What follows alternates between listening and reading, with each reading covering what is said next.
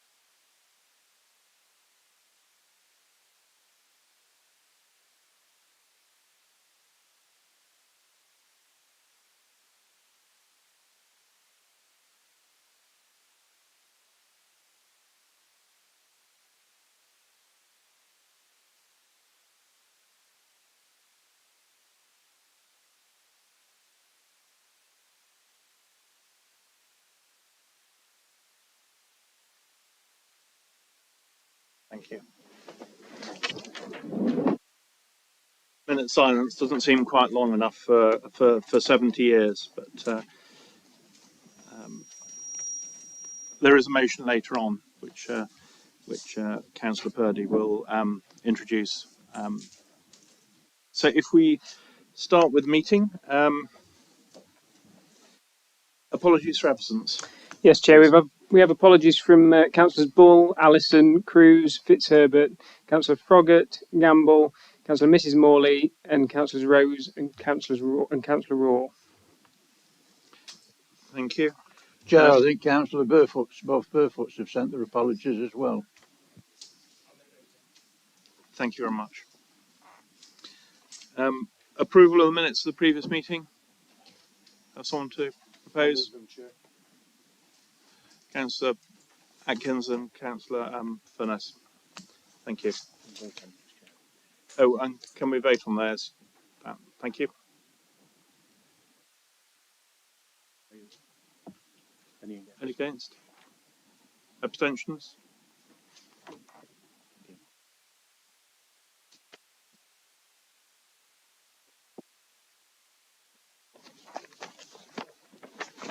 I'll shuffle my bits of paper around. We now move on to item 3, which is public participation. We've got 2 speakers. If I take them in the order they are on the sheet, so we'll start with Simon Haslam, Snitterton local resident.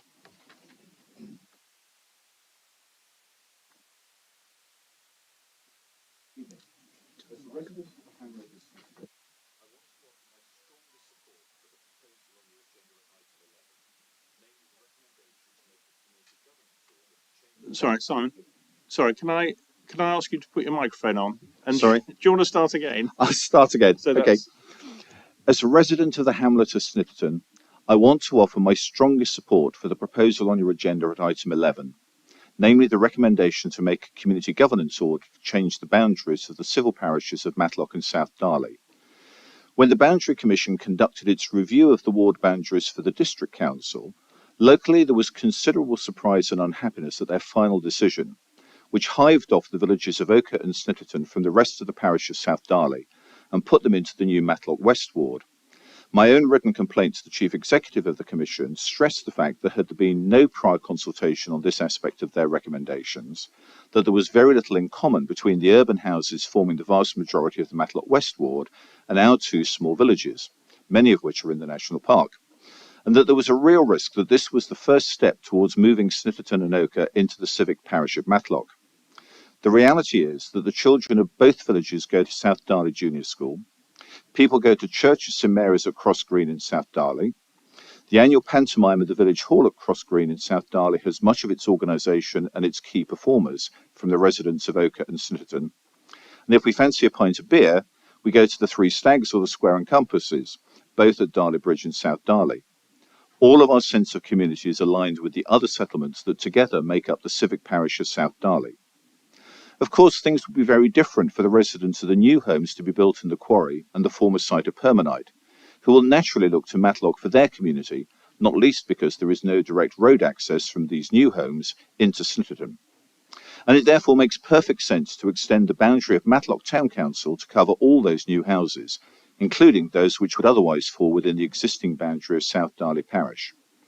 I was therefore delighted to read the public consultation on the parish boundaries, and even more delighted to read the papers for item 11, and to see that this council does respect our sense of community with the rest of South Darley. All the residents I have spoken to join me in urging you to support the officer recommendation, to redraw the parish boundaries as set out in the report, and also to petition the Local Government Boundary Commission to amend the ward boundary for Matlock West so that Ochre and Snitterton are put back into the ward of Bonsall and Winster. Thank you. Thank you very much, Simon. Now, Mr. Jeremy Hyam, South Darley Parish Council. So, please, could you put on the microphone? Thank you. Before I begin, I would just like to say thank you for the welcome. I was met by Angela at the door, which is very nice when you just appear and you're not sure where you're going. Thank you for the professionalism and the integrity of your professional staff. I've dealt with them over a period of time. Jason Spencer, in my view, is to be particularly commended, and his colleagues. And I really feel, Andrew, that the people supporting you are clearly of the highest calibre, and I just wish to say that. And I would like to thank you as councillors for listening to me and to Simon, taking your time to carefully consider what we have to say. I know I only have 3 minutes, but I wish to spend at least 1 minute of those thanking you. We're a rural council at South Darley. We, as you've heard from Simon, we have Darley Bridge and Wensley and Ochre and Snitterton. We're long-standing, we have a sense of identity. We share South Darley Parish Church, the village hall, the pubs, the school. All sorts of different community activities take place as a group of 4 settlements. So we were delighted to read that you are supportive of our suggestion, which is also supported by Matlock Town Council, that those communities and the former quarries, which clearly will identify with Matlock, should be placed with Matlock. And those long-standing communities, which are part of South Darley, should remain with South Darley. And the innovative suggestion of redrawing the boundary has the strong support of the Parish Council. If you're happy to support this, then we strongly urge you to go ahead with your suggestion of an alteration order to the Local Government Boundary Commission for England.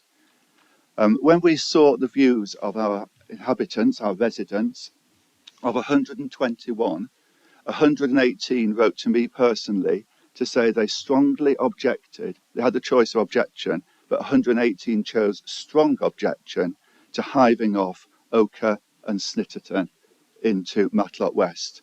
We wish to remain together. We wish to have the same representative organisation, and we would very much support you if you would requesting an alteration order. Thank you. Thank you very much, Jeremy. If we move on to any declarations of interest? No. So we now move on to item 5, leaders' announcements. Councillor Purdy. Thank you, Mr. Chairman. I talk about the energy crisis in essence. It's start off with, in the 1970s, OPEC affected the price of oil. And by 1973, inflation was raging at about 17% and soon up to 25%. It brought the Heath government down. My wife and I just bought our first house, the oldest cottage in Matlock on the bank, circa 1754, and if it was not for the help of our parents, we would have sunk. And I'm sure others of our age can sympathise with those times. So I now understand and sympathise with those that are suffering today. With the benefit of hindsight, life in 1970 appears to have been ludicrously cheap. A loaf of bread cost 9p, and the average weekly wage was around £32. Today, a loaf costs £1.37, and the average weekly wages are circa £500 to £600. I thought it'd be useful to inform you, members, with thanks to Rob and Tim, on what authorities are doing to help the vulnerable in our district. Home insulation scheme. We have already improved over 200 homes in the social and private sectors. Debt reduction and income increases. Our ongoing support through our own home option service, plus our work with Citizens Advice and Age UK, both increases income and reduces debt by £1.5 million per year for Derbyshire Dales residents. Our own council housing, we let this out at affordable social rents, pegged at the local housing allowance rate, meaning that the lowest rents chargeable in the affordable housing sector. We are achieving Energy Performance Certificate B ratings on all our retrofit council homes, including solar panels and battery technology. Our new build properties will achieve EPC A ratings. We are supporting Notts Community Housing Association with a grant of £0.5 million to build the most energy efficient social housing scheme in the district, being off gas and heated by air source heat pumps and solar panels. Our work with Arms Houses Charities is improving some of the worst performing energy efficient homes in the district, reducing bills for those on the lowest income. By the end of October, we will have distributed £300,000 of the Household Support Fund to residents at risk of eviction from rent arrears and helping others to furnish and move into affordable housing. That includes about 500 people in total. We support a range of voluntary and community sector organisations to help our residents through providing food, advice and legal representation. The District Council's homelessness team continue to assist those threatened with homelessness and support residents to either keep their existing tenancy or find a new home.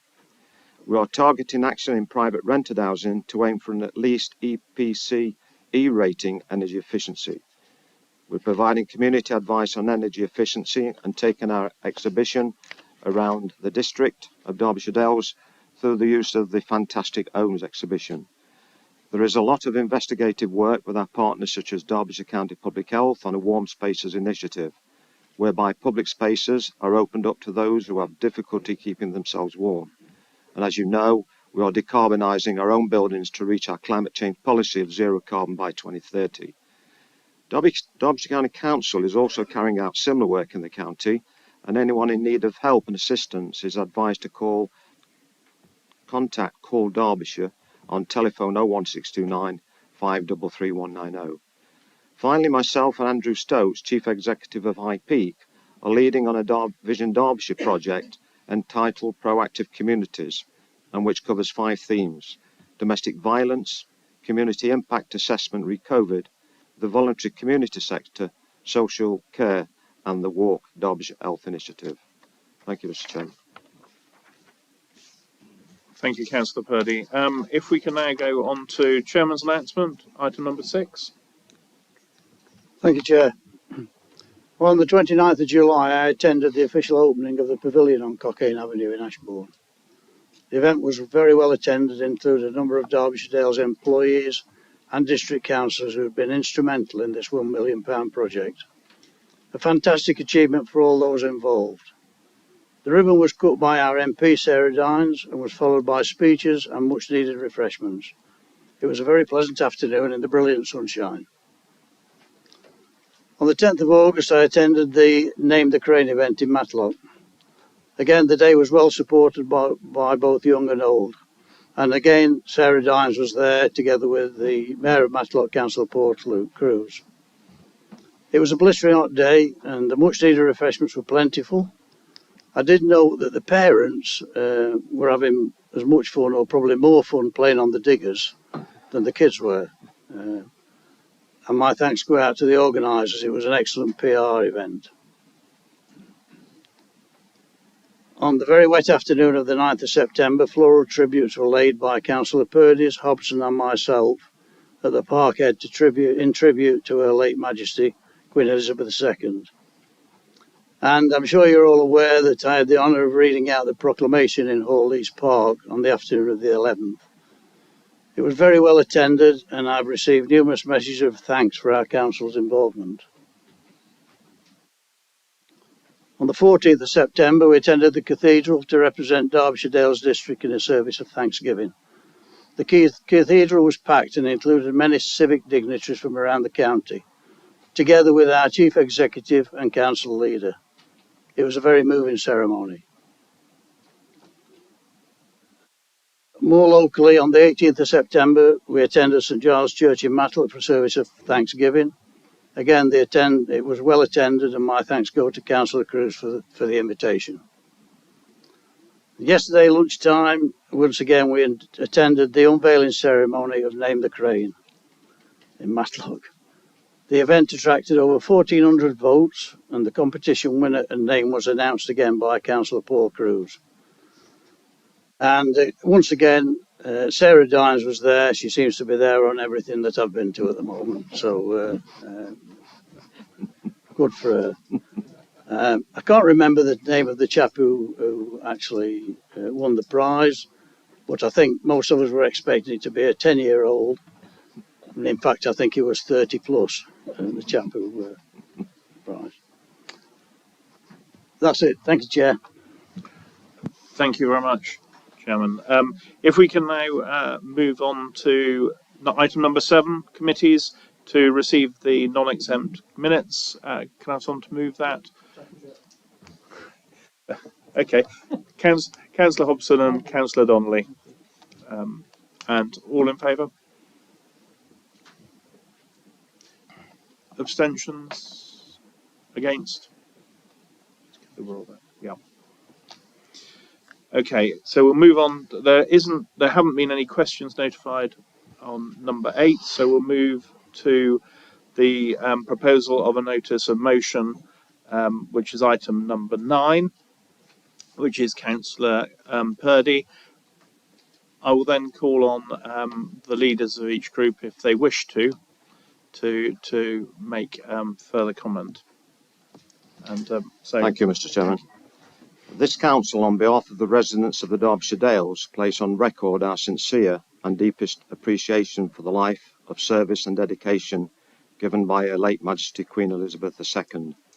Her Majesty was a much loved and respected monarch who visited our district a number of times during her long reign and touched the lives of residents, companies and organisations in the Derbyshire Dales. She will be greatly missed and forever remembered by the people of our district. We celebrate an amazing life of duty and give thanks that Her late Majesty was part of our lives. We send our heartfelt condolences to His Majesty King Charles III and his family at this saddest of times. That's the motion. Thank you, Chair. thank you very much. Councillor Flitter. Thank you, Chair. Well, I'll certainly second the motion. It's a very sad time. I was one, I feel privileged in my life because I met the royals and especially the Queen on several occasions. And there's been lots of accolades, there have been lots of tributes, of which are far more pungent than what I could ever attempt to make. She was the most famous, well-known person in the world and respected person in the world. And she was a really truly regal lady. People have mentioned about stability, what she did for the country, on the economy and tourism, and what she brought into the country from all over the world, and the reputation that she had when she visited everywhere in the world. But also, you could get a glimpse of family life, and that showed to me, even in her public life, how she cared. She was thoughtful, she was caring, and she was interesting. And in turn, I had a little quip because I once turned the question round, and she was delighted to be able to say something about herself rather than just inquire about what we were doing. And I thought that showed a real panache and a real understanding of the community. As I said, I've met many of the royals. Moving on, we look towards Charles.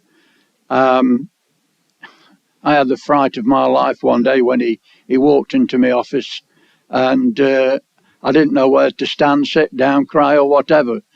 But he made us feel so welcome. He made us feel part of the situation why he was there. And we are going to get a new style of monarchy, but I'll always remember what the Queen meant to me.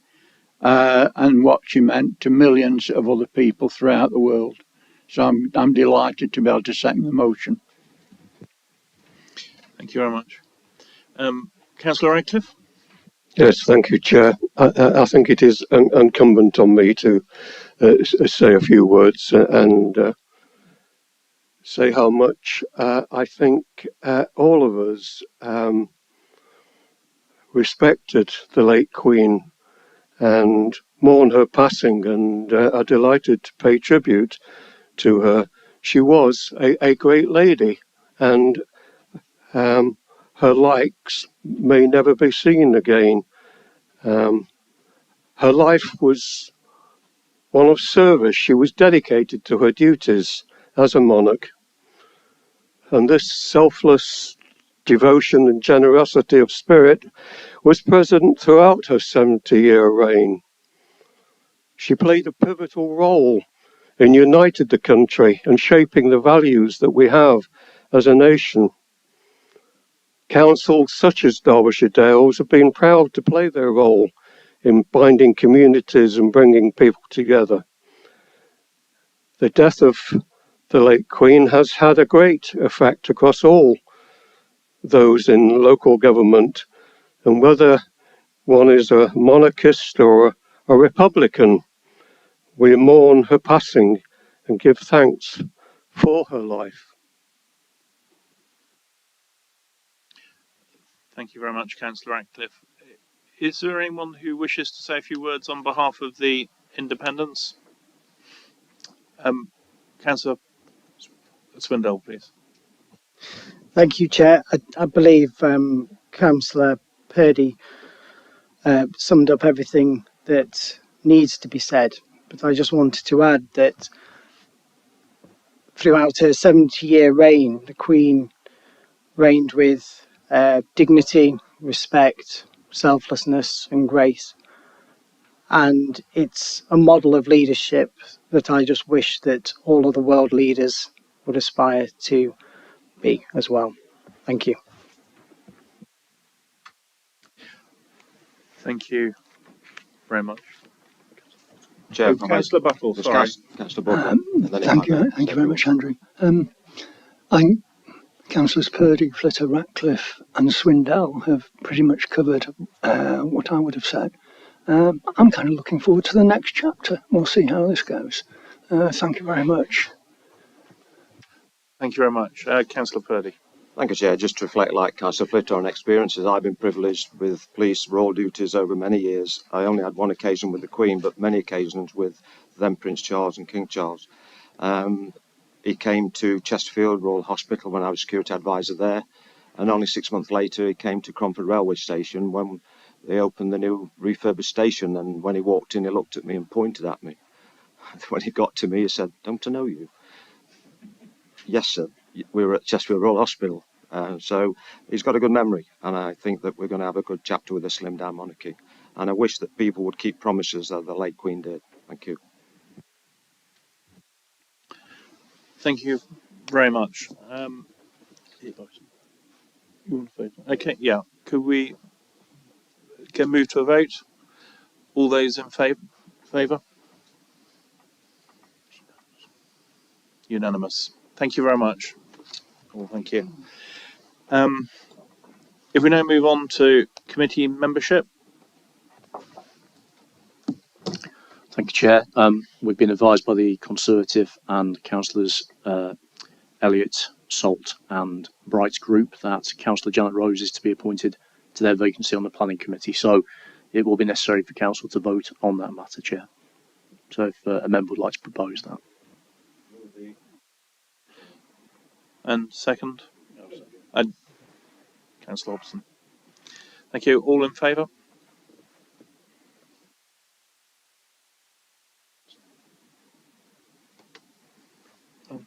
Could we? Any against? Any abstentions? No. Carried. Thank you very much. Now we move to item 11, community governance reviews, final recommendations. Again, over to you, James. Thank you, Chairman. Members, this report follows on from your previous decision to undertake consultation on specific proposals to change parish boundaries arising from the Boundary Commission's review of district ward boundaries last year. The report sets out in some detail the responses received and the consultation process which you approved in July, and is detailed in part 4 of the report. It makes it clear that the relevant local government bodies, so the county council, town and parish councils, the local MP, and residents were also involved in the specific areas being consulted upon. And comments were received, and as you've heard from the gentleman who spoke during the public participation part of this meeting, this consultation was done almost with a blank canvas to listen to what the community wanted, and the recommendations before you tonight largely reflect exactly what residents have said they want. I'd like to thank you for your kind words about Jason Spencer. I'll make sure they're passed on. I gave him the evening off so he could do something else, but he's missed out on that, so I'll feed that back to him. Thank you. Members, you've had the opportunity to read the report for the last week or so, so I'm not going to repeat the report in any great detail, but I will reiterate the recommended approach to change the boundaries of the civil parishes of Matlock and South Darley for the reasons set out eloquently by the public speakers earlier on. There was strong support for this to happen, and if you agree the recommendation to make representations to the Local Government Boundary Commission, we have a letter ready to go, subject to your agreement this evening.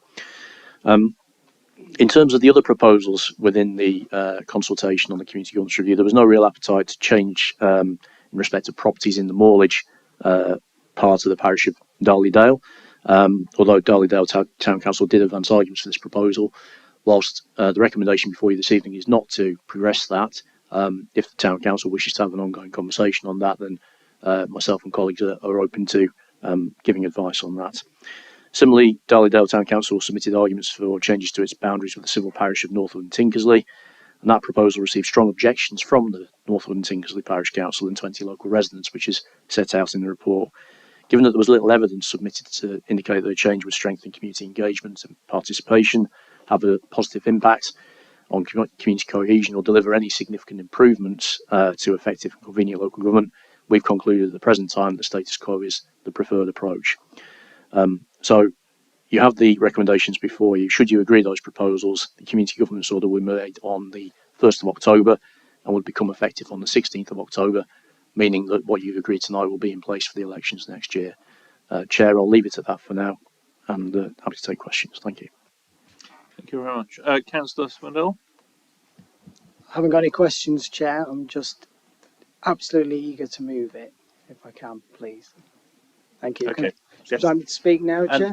Yeah, yes, if you want to speak, yes. Yeah, yeah, go ahead. Thank you. To start with, Councillor Hyam came in here and thanked this district council. I think thanks also need to go to Councillor Hyam and to South Darley Parish Council.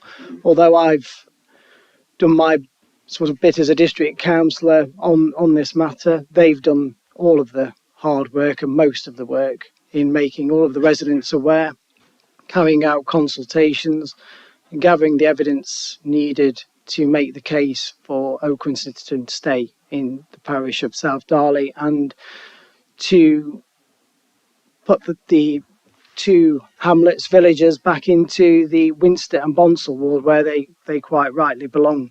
And you've heard all of the arguments that I've spoken on before here, and you've heard them from Mr. Haslam and Councillor Hyam tonight, so I won't go over them. But just a couple of things to stress is that this isn't just Oak and Snitterton wanting to stay in the South Darley parish. The other side of the parish, Wensley and Darley Bridge, from the residents I speak to, they want to keep Oak and Snitterton as well. It's part of the identity of the parish. And although there is a broken road, a landslip between Oakenstitterton and the remainder of South Darley that hasn't broken the community links either. So, and to add to that, there are arguments for rebuilding the road and there are arguments for not rebuilding it. But whatever people's views are on whether that road is rebuilt or not, they still want to be in South Darley.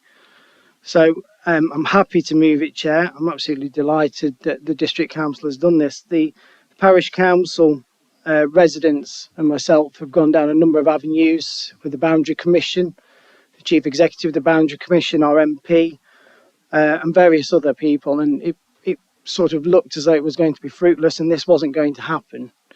But thank goodness this District Council listened and has acted. So please get that letter sent. Thank you. Thank you very much, Councillor. Councillor Ratcliffe. Yes, thank you, Chair. I mean, for the sake of convenience, I'll willingly support this. I mean, for someone who has, along with my colleagues, fought hard to retain Middleton to its natural electoral partner, Wirksworth, I know what it means to face the prospect of being sort of separated politically. But I had a question, if I may, James. I may have overlooked it in your report, so forgive me if I have. But a very simple question is, these changes, will they affect any parish council structural alterations in terms of the members, obviously? Glad you've asked that question, Councillor Ratcliffe, because what we're dealing with here is almost the first part of this community governance review process. It's the first part. Yeah, there will be further reports relating to other parts of the community governance review. So, for example, Matlock Town Council, there are changes arising there that we will need to consult with them and identify whether there's the right number of elected representatives on that body. So this is just the first part to meet the deadline of the 1st of October for the alteration. Right, but wholeheartedly support this. Councillor Flitter. Yeah, I'd just like to say, I mean, I will support this because it's what members of the public have asked for, really. But it just bewilders me, these reports on boundary changes. And I have to sit here and think, what have they achieved?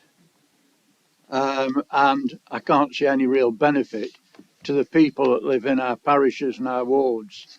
I mean, at one time we were looking at, oh, well, we're part of Darley Dale, but then we're part of Matlock West, and then we're part of Derwent Valley Ward in another election. What the heck are people doing, sat in an office with some maps trying to draw lines? I wish they'd just leave us alone and get on with our work of representing the people of this district. Thank you. Could I go to Councillor Hobson now? Thank you, Chair. I will be supporting the recommendations, but I wonder if, James, there obviously was dialogue from Darley Dale Town Council. I wonder if you could just reassure members of this council about the process. Thank you. Yes, so the representations from Darley Dale were largely around, as I've set out in presenting the report, the material issues they considered should be taken into account in terms of the review.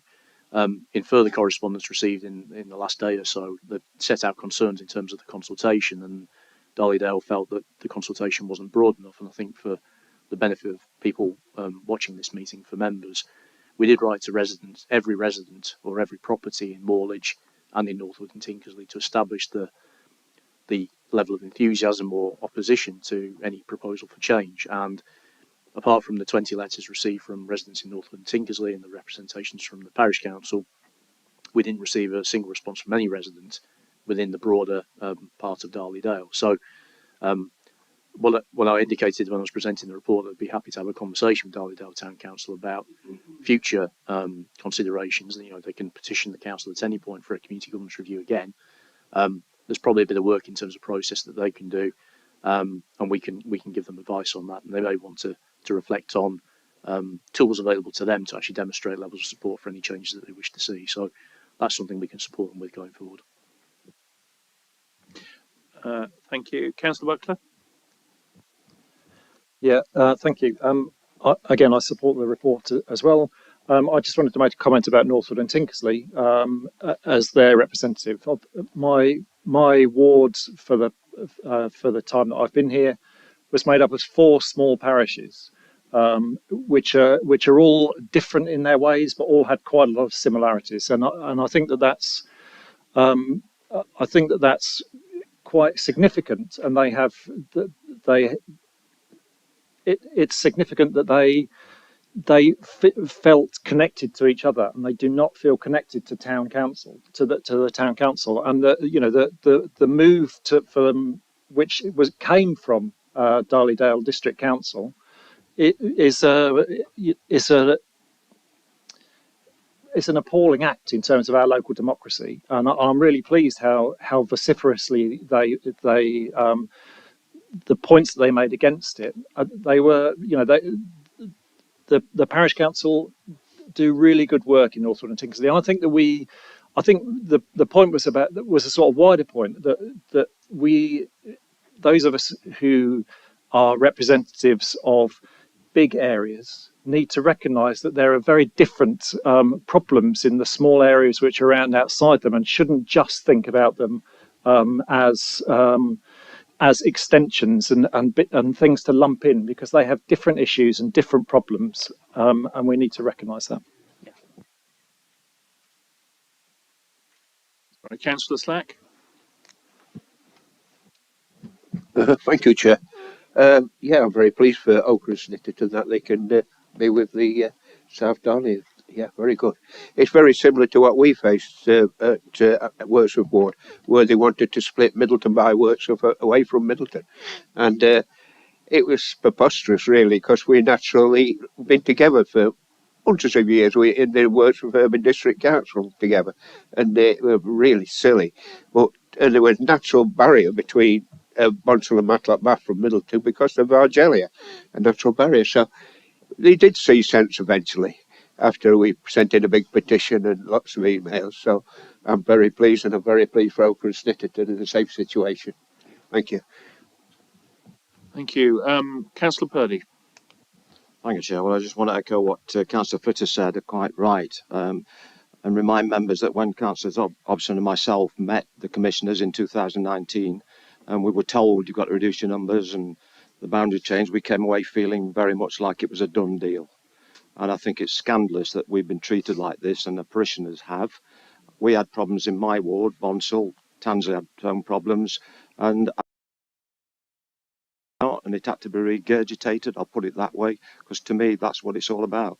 Just regurgitating stuff for somebody to do in London and impose upon us. I think it's disgraceful. Thank you. Councillor Wayne?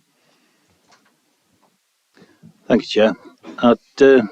It frustrates me greatly, just following on from Councillor Flitter's point, that these people, I actually had an email conversation in relation to an issue I'd got on my ward, and I asked them, have you visited the area? No. And it frustrates me greatly, the amount of work that we as a district council have had to undertake because of the irrational decision making from that organisation. I'm just wondering whether or not we can express our views back to them in any, possibly the strongest possible terms. I am fully supportive of the allocation of the Snitterton and Ochre going back into the ward, and I wish you well, because I know there's more hurdles to go yet. I wish you well. When they came to Matlock Town Council, I was really impressed by the presentation given, and also the fact that there was such an overwhelming local public response that wanted to do, and we should listen to communities, and I hope we are doing, and I hope the powers that be do as well. Thank you very much. Thank you. It's been proposed and seconded. No one else wants to talk. Can we move to the vote? Oh, Councillor Chair, I Purdy. think we need to pick up on Councillor Wayne's point. I think we'll have a conversation with the Chief Exec and see if it's appropriate for it to respond, as you suggest. Thank you very much. Can we move to the vote? Yes. Councillor Brown. Thank you. Councillor Hughes. I read this report, and I've read it again, and sorry, I'm confused a little bit about what we're voting for. In paragraph 1.3, it says that we are on specific proposals to move civic parish borders so that, taking the third one, the civic parish of Northwood and Tinkersley moves to the civic parish of Darley Dale. And I go to the discussion of that particular change, and it says, paragraph 3.14, on this basis, there is little evidence to suggest that a boundary change would strengthen community engagement and participation. Therefore, it's proposed that this proposal is not progressed. I'm not quite sure.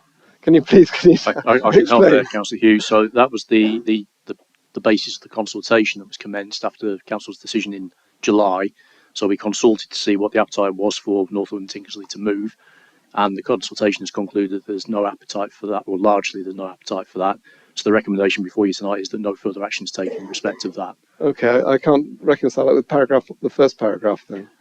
So 1.3 is just reflecting the decision that was okay. taken by Council in July to consult on that proposal. Well, okay, thank you. Right. Okay. Thanks. Could we move to the vote? Everyone in favour? I think that's unanimous. Yes. Thank you very much. Thank you very much, gentlemen. You're welcome to go and enjoy the rest of your evening. You can watch the rest of the meeting on YouTube if you wish when you get back home.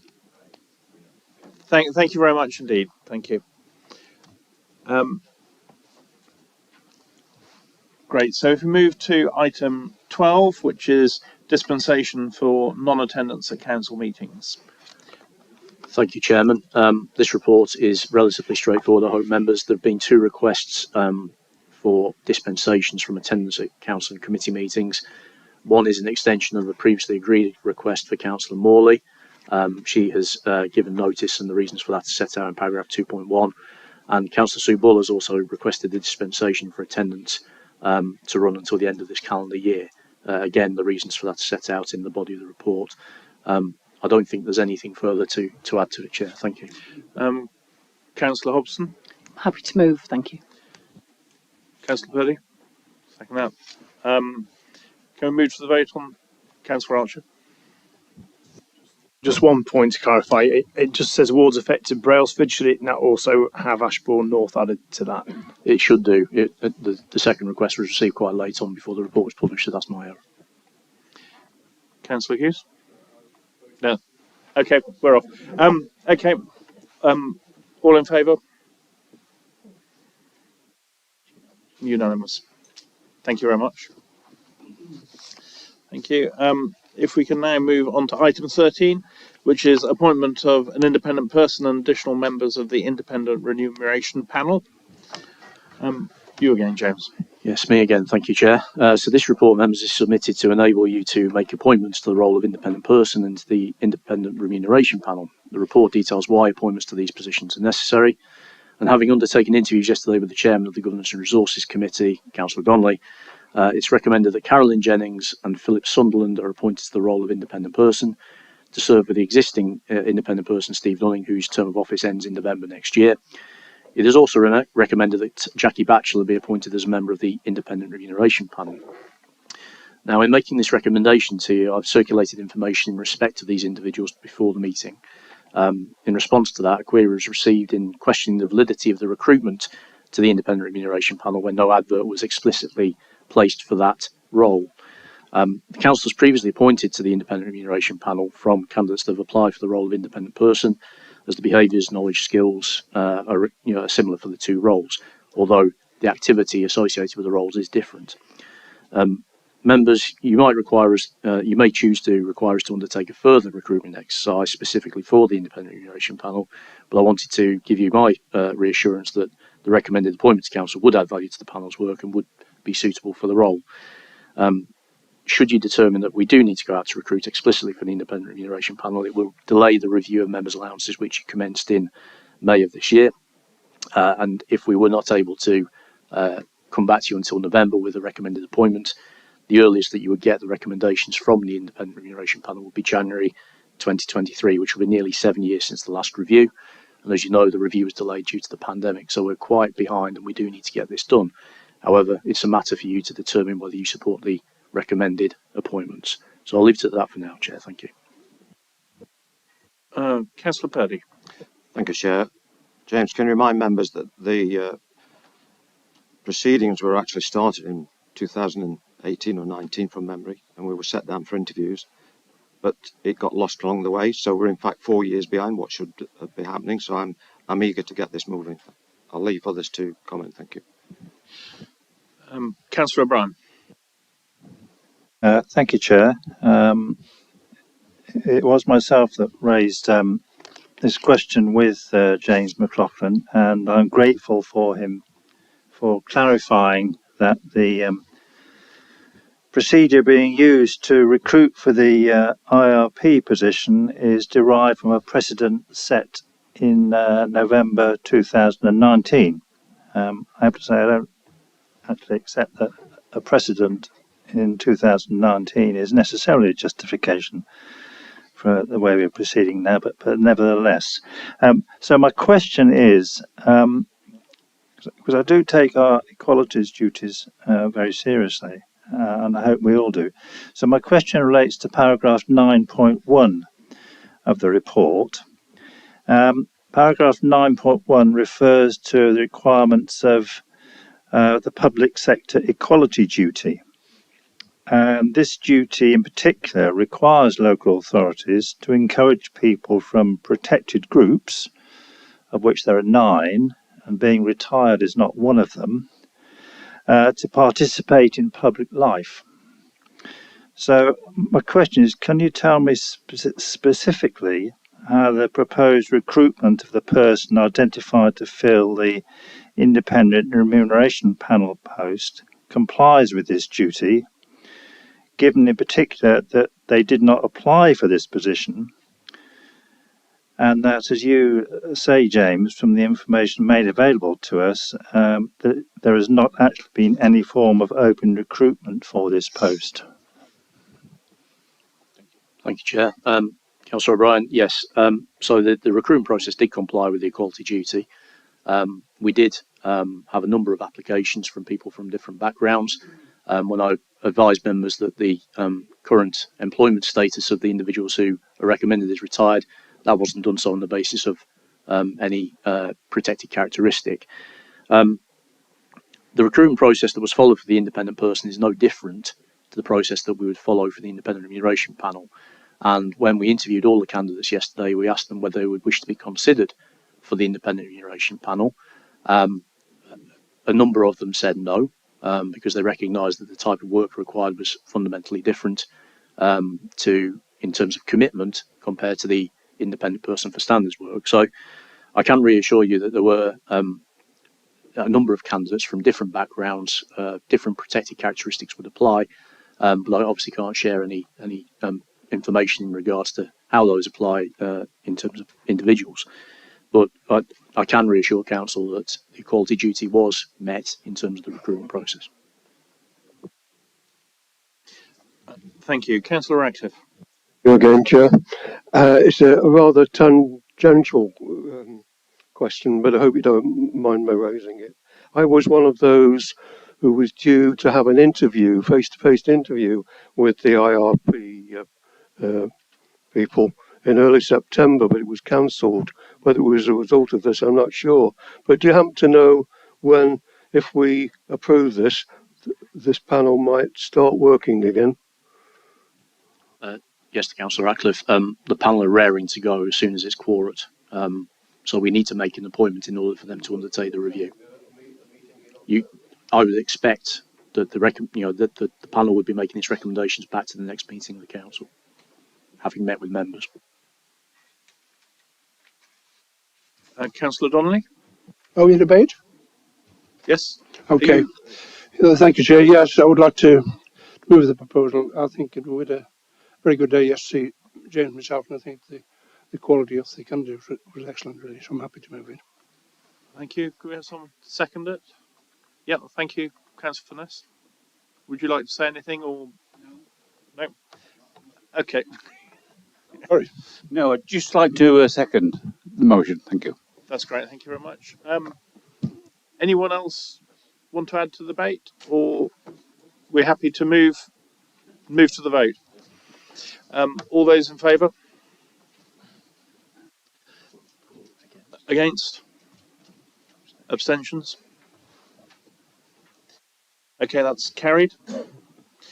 Thank you. Thank you very much for that. Now we move to item 14, resilience, resources and priorities, which is the exempt report. Could I move to you, Paul? Yes, thank you, Chair. Well, members, over the last 2 years, you've considered a series of reports from me which have looked at organisational resilience, resources and priorities, the most recent of which was back in January of this year. This particular report seeks to continue that focus, looking upon the current challenges faced by the organisation and looks ahead through a process of engagement across the whole of the organisation, including with elected members.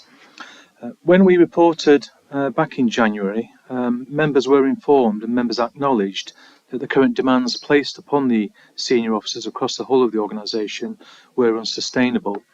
Then in February of this year, we also received the independent waste review report. And one of the specific recommendations within that report was that a review of corporate management capacity be undertaken to ensure that future major transformational and modernisation projects were adequately resourced. Again, at this meeting, there was unanimous agreement to that particular recommendation. However, during that same debate, members did express some concern regarding the need for some reassurance regarding the nature and role of any additional resources which may be brought into the organisation. So, within this report, I've sought to reflect the desire of members and take that into account in the formulation of the current proposal. Following the completion of that independent waste review, the corporate leadership team decided to retain the services of Circling Squares Limited, who have been engaged with all senior managers across the organisation in recent months. And they've done various pieces of work looking at vision and priorities, culture and capacity, communication and engagement. And the outcome of those particular discussions was covered in detail as part of the member workshop that we held on the 8th of August, and the summary of that is outlined at paragraph 2.6 of the report. Notwithstanding the fact that the District Council continues to deliver very high quality services, we continue to face significant challenges at the same time. And the corporate leadership team feel now there's a really significant opportunity to perhaps stand back, reflect and prepare the Council for a new administration from May of 23. And in that process, we can make sure that our organisational resources are appropriately aligned to the delivery of the Council's priorities moving forward with absolute clarity. That's the basis really of this particular report, in that we do consider that that opportunity should now be taken. Whilst we are not proposing that we bring in a permanent resource to the organisation, this report is seeking resources to bring in a temporary additional resource and capacity in the form of two former chief execs, very experienced, will be able to work alongside myself and the rest of the corporate leadership team and members to deliver the sustainable improvements that we're all looking to bring about. So the support proposal is outlined at paragraph 3 of the report, Chair. I won't go through that in any detail, but I'm happy to take any questions. Thank you very much, Paul. This was an exempt report because there is some financial detail there on the breakdown of exactly what's being provided and I think a day rate rather than, so that's why it's an exempt report. Any questions? Councillor Purdy. If I'm going to debate, Chair, if that's permissible. Okay, thank you. Chair, I'd like to move the recommendations, and if I may, just read from recommendations from the independent peer review in 2019. One of those were the Council should consider its own skills base and investment capability to promote jobs and business growth. The draft economic plan drives an ambitious direction at a time when site delivery in wider economic circumstances are challenging and suitably skilled staff are needed. And here we are still in 2022 debating that need to move forward. And if I please remind members, a couple of months ago, 3 months ago, I raised the concern, the critical problem of recruiting and keeping staff at East Midlands Council, and every leader at that council said they're in the same boat. So no organisation can stand still. We've suffered over the pandemic, we've suffered very much more over the austerity years. So I fully applaud the Chief Exec's recommendations on this, and I think it's exemplary in that we're getting an outside source to look inward, and I think that's the important component of it. So happy to move it, Chair. Thank you. Councillor Flitter, were you wanting to second it, or did you want to join in the debate? Okay. I'll come to you. Can we get someone to second? Chair. Yes. Sorry. Yeah, I'm quite happy to second it, but I reserve the right to come back in the debate. Thank you very much. Councillor. I haven't got a copy of this report. I haven't seen a copy of the report. I haven't got an email with it in. It's not on the modern government website. I have not got a copy of this report. Therefore, I suggest that we cannot debate this at this meeting because it hasn't been sent to me. I can confirm, Chair, that all members were sent a copy of the report. It was in the calendar invite for the meeting. Have any other members not got a copy of that report in front of them? This is Councillor Buttle and Councillor Hughes. Chair, I think that if we're going to put reports in a particular place, then all the reports should be in that place. If it's not in modern, whatever it's called, the new place where we look for reports, then what's the point in having it? We can't second guess where officers are going to put reports. They have to be in a common place. Therefore, I move that we do not discuss this now, because we haven't had Councillor Butler and I have not had a chance to review the report. Members, you've had 5 days to query with us where the report is. If we did issue it, and it is. I've just checked. It is available to members. Tommy has issued the report in the last 5 working days. Whilst you're free to obviously propose that, Councillor Hughes, I just want to make clear that it has been issued. The fact that it hasn't been read, it's up to members if you want to proceed with it or not. But I just want to make that clear that it was available.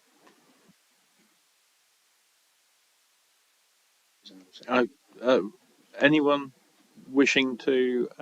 Was that a formal motion, or was that a complaint? It's a complaint. Okay.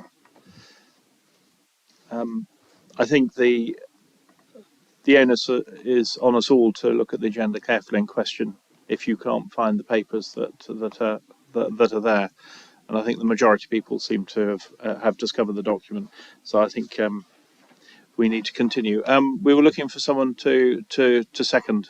It's been seconded. Oh, it's been seconded. Oh, sorry, it was. Sorry, I've lost track of where we got to. Great. We've got Councillor Flitter. Thank you, Chair. Well, I feel for Councillor Hughes and Councillor Buttle, and just to note that if it's becoming more and more incumbent on members to seek out information when it should be fed to us as right by the officers in any way, shape or form. And I have to say that I've not even tried going into this new gov. Whatever it is. So, I do take the point that if we can't see some, we've got to ask, but it is a pain in the neck. I still feel that members should be fed, all of us should be fed with the same information. After saying that, I am going to support this tonight, but I still am sceptic. And I just want to mention about the members' interaction. I'm not sure how we're actually going to achieve that in a formal way. And I'd like some more information on that, because on the opposite page, on page 106 of the agenda, you talk about the values of this council and looking at a role for all political groups. And then that, I think, has to be determined on how you're actually going to do that. But I am concerned about the company, because it seems to me this report just reads to me like we've given up on this, so we need somewhere to go and somewhere to tell us where to go. Now, I can see the point that we are going to have. It said on one page here, on 107, it said there are two alternative options.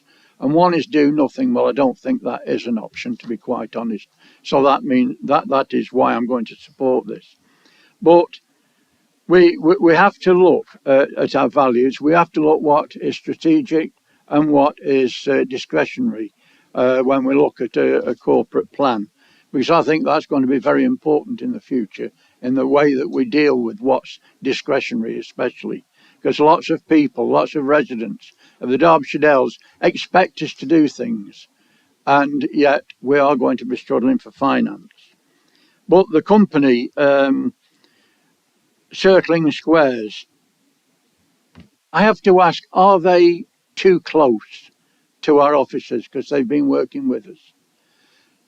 Are we going to have a truly independent view of what we need, or are we going to have what's been for the last so many months and years of dealing with this particular company? I don't think we're independent enough. I'm not going to be somebody that's going to be led into thinking a different way or backing up what the officers think. I'm looking for something out of this to come up that's new, something that's going to put this council on the forefront and capable of the next decade or so of being a good council. I want to see that independence. I'm not reading it from this report. So please take in mind what you're doing. Make it an independent review and don't let's just cover the tracks. Thank you very much. Councillor O'Brien. Thank you, Chair. I very much support this proposal. I think if I hadn't gone to the August workshop, I would have had a similar view to that expressed just now by Councillor Flitter. But that workshop was very illuminating, and it's disappointing that there weren't more members there. In many ways, it was more candid about the management challenges facing the council than this report is. The issue which came up time again, if I recall, was that of the overlapping nature and confusing roles of our directors in relation to their strategic and operational management responsibilities. I do want to commend the Chief Executive for the way in which he has acknowledged in this report that his previous request for more resources should be set to one side, and that what is required is an independent assessment of not just management capacity, but of the strengths and weaknesses of our current management style and practice. I do think we have to be honest with ourselves and agree it's very challenging for an organisation, especially a public sector one, to look at itself. And it's particularly difficult for the leader of that organisation, in this case our Chief Executive, who at the same time as looking at the needs of the organisation has to maintain the trust and confidence of his colleagues.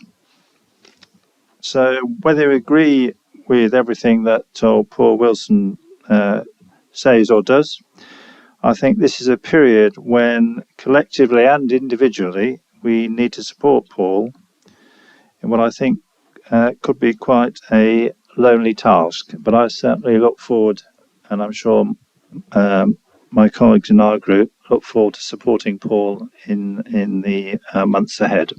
Thank you, Chair. Sorry, Councillor Buckler. Yeah, I've got three questions. So obviously, just to say that I supported this in its previous iteration, and I don't have a problem with that. The first question will also come up at the next question as well. In the light of the current economic situation that we find ourselves in, do we need to do anything different? And were circling squares appointed initially through a formal tendering process?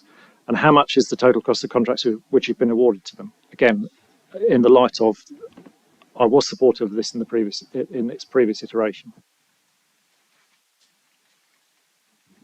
Is that something you want to respond to, Paul?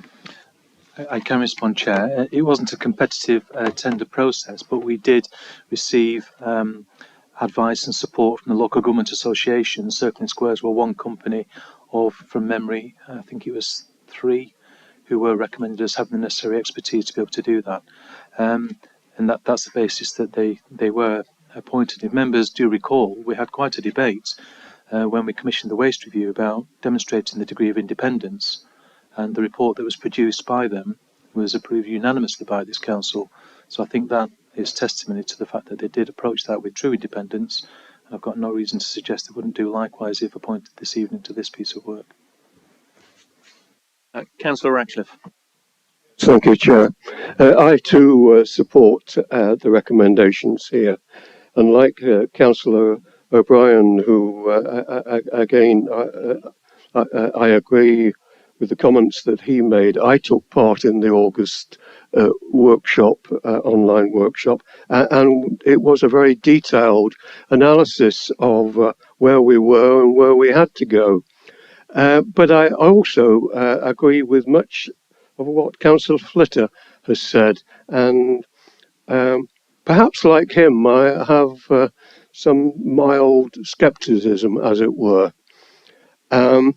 I mean, I picked up several things from this, but underlying it was a feeling that we've had this consultation assessment, and as I say, very good indeed, and very detailed it was. Why do we need to continue having that assessment when, to a large extent, we know what we need to do, and it's a matter of getting on with it? I'm sort of beginning to feel that when we are presented with target dates of May 2023, what we're doing is shifting some of that responsibility and burden to the next council, whereas really this is something that we ought to be grasping and getting on with. We know what needs to be done. Let's get on and do it. I do, however, acknowledge some of the intentions from the chief executive, who really would like, I suppose, to have a little bit of additional help and to really formulate exactly what the route is going to be. We know what the destination is, but we need the route mapping out for us. But as I say, there is a slight niggling scepticism that the money we're spending here could perhaps go towards actually appointing the people that we need to come on board and supplement and complement the management structure. Councillor Hobson. Thank you, Chair. Obviously, I'm quite disappointed that some members haven't been able to see the paperwork before now. But can I say, as previously was said by our speakers, I find the committee team most helpful and responsive to sending paperwork out and answering questions. As I say, we're all very busy. It is, hard, a lot of paperwork coming out, but I'd like to thank all the people in the committee team for being so good. Thank you. Councillor Wynne. Aye on. Thank you. Thank you, Chair. I agree with both Councillor Flitter to a degree and Councillor O'Brien. I was very sceptical when I went to the meeting on the 8th of August. I don't like anything to be too cosy, if you know what I mean, with organisations. I like things to be open and up front, and I like everything to be, put in front of us. I just feel that out of the actual consultation, I will support this, but out of the actual consultation, I personally want to see how we fare in relation to other authorities of similar size and what corporate leadership capacity they have and how they are coping. That's something that I would like to see. I would also, my own personal view, and Paul was particularly candid and open in relation to this, that there are a blurring of actual lines in relation to members of the corporate leadership team. They do get involved in operational matters, and I would hope that this, I always forget whether it's circling squares or the other way around, but I'm going for circling squares, whether or not they really are going to look at the middle tier of management, because the whole of our organisation has been impacted by COVID, and the results speak for themselves. But I would like some sort of consultation in relation to middle management that can absorb some of the workload operationally from the corporate leadership team. So that's where I'm at. I just want him to be going outside and consulting with other organisations as well and see how they're faring. Thank you very much. Thank you. Councillor Buttle. Thank you, Andrew. Yes, this was absolutely my fault, my not finding that the correct document. It was on my iPad. Councillor Buckler just pointed out to me where it was. This is definitely up to me for having missed something out. So this isn't anything to do with modern gov or what have you. Definitely my fault. Second point. If I remember right, did we not? I've read it now. If I remember right, did we not vote £110,000 last year, or to take over or provide support for Paul in the senior management circles, as it were? Was there a reason why we couldn't use that money? Paul, do you want to respond to that? Well, the decision in terms of additional resources that we brought forward was to plug problem areas within a number of sections of the council, including finance and legal. Those resources have been invested, but we've never addressed the corporate management capacity issues that were addressed by the peer review back in 2019, because clearly members expressed a degree of support around that, and that's what's resulted in this alternative approach. So from that point of view, we've never addressed that, and that's what we clearly hope to do with this initiative. Okay, thank you. Okay, can we move to the vote, please? All those in favour?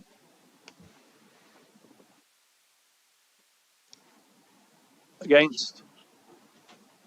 Abstention? Thank you. Okay, that's carried. We've still got quite a lot of items on the agenda, and I would like to, if I may, bring one item forward and deal with that now. That's item 17, which is the establishment of a Gypsy and Traveller Site Provision Working Group. Can I hand over to you? Thank you, Chairman. Members, this report proposes the establishment of a working group to undertake a time-limited review of options for potential temporary gypsy and traveller sites in the district, and to make recommendations back to the council within the next 8 weeks. At the last meeting, members considered a list of 133 sites and provided anecdotal feedback in their capacities as ward representatives. The decision of the council at that meeting was for officers to have regard to that feedback in developing further proposals for consideration. As monitoring officer, I've concluded that members don't have a policy, officers don't have a policy steer from members to identify temporary sites that would enable the council to meet its statutory duty to specific traveller families at the moment.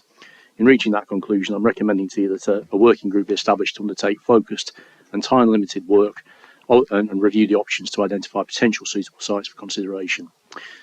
Since the last meeting of the council, there have been almost daily representation sent to members and officers regarding the current use of Clifton Road coach and car park by a specific traveller family. This has been accompanied by the collective representation from residents who live near to this location, which has been shared with all members in advance of the meeting and has been published on the council's website. The details of signatories to that statement have been removed in order to protect their personal data, but I'm satisfied that the residents from at least 46 properties who have set out their experience want members to have regard to this in their decision making this evening. The proposed working group will look solely at temporary site provision to address the immediate need to provide sites to those travellers to whom the council has a statutory duty. Involvement in the working group will require a level of commitment from members over the coming weeks to meet frequently and progress work at pace, whilst undertaking visits to potential sites to assess viability and reviewing desktop analysis against appropriate criteria. So it's the view of officers that a cross-party approach to finding a solution to this issue is the best way forward to developing proposals for you as a full council to determine in future. Chair, I'm sure members will have questions, so I'll leave it at that for now. Councillor O'Brien. Thank you, Chair. So I've got 4 different questions. Go through them all at the same time. First question, this is because I've become aware of some different information given to communities within the national park part of our district. Could officers confirm the planning policy situation in respect of traveller sites located within or proposed to be located within the national park?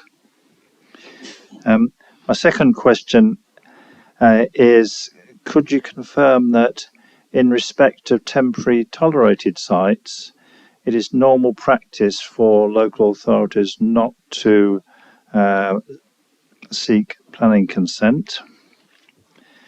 My third question that is, in the light of the answer I hope we will get in relation to the planning policy situation in the national park, do officers agree that the terms of reference of the proposed working group should be amended to refer to the policy perspective in the national park? My last question is, can officers confirm that the permanent traveller site or sites will be identified in accordance with the decision of the Council in July 2021, that is via the review of the local plan? Thank you, Chair. I'm quite keen, if we can, to concentrate on this particular point, which is about temporary traveller sites, rather than spending all night discussing permanent traveller sites, which I think we need to deal with at a later date. Sorry, James. Thank you, Chair. I'll address the fourth question in relation to permanent sites. In terms of the council decision in July 21, this proposal doesn't replace what council determined in July 21. Members, you'll recall, you took a decision for the local plan working group to oversee that process in effect. So that doesn't change arising from this. It might be better, and I'm conscious that Tim is sat in front of me and he has a better grip on the planning policy issues in relation to gypsy and traveller sites to respond to the other questions from Councillor O'Brien. Thanks, James. Thanks, Chair. Just building on the previous report and blurred responsibilities, I'm not the officer responsible for planning policy, but I do have an understanding of this issue. The policy that relates to the Peak Park says gypsy, traveller or travelling show persons, caravans or mobile home sites may only be permitted only where there are exceptional circumstances of proven need for a small site that can be met without compromising national park purposes. I should have put my glasses on before trying to read that. So there is a policy within the Peak Parks, equivalent to the local plan, which sets out the circumstances in which sites may be permitted within their area. Personally, in relation to that policy, I don't find it helpful in trying to determine the likely impacts to neighbours or to the travellers themselves in relation to temporary sites of this nature. There are no criteria on which members may make a judgment according to that, other than exceptional circumstances. However, that will be for members to decide.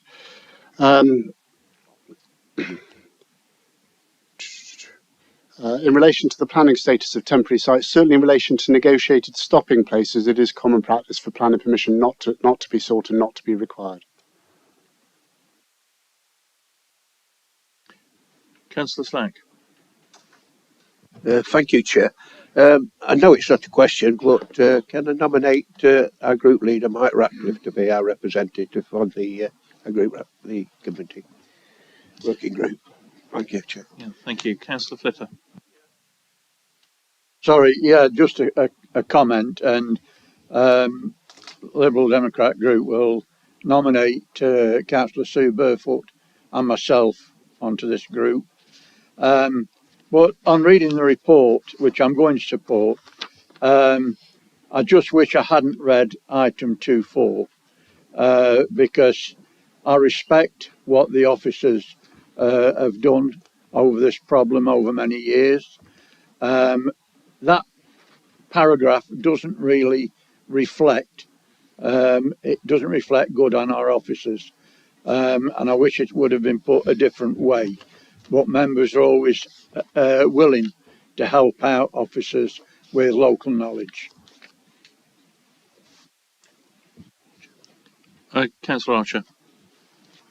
Are we still in questions, or I'd like to make a comment in debate still if possible? Okay, do you want me to call you later? Yeah, okay.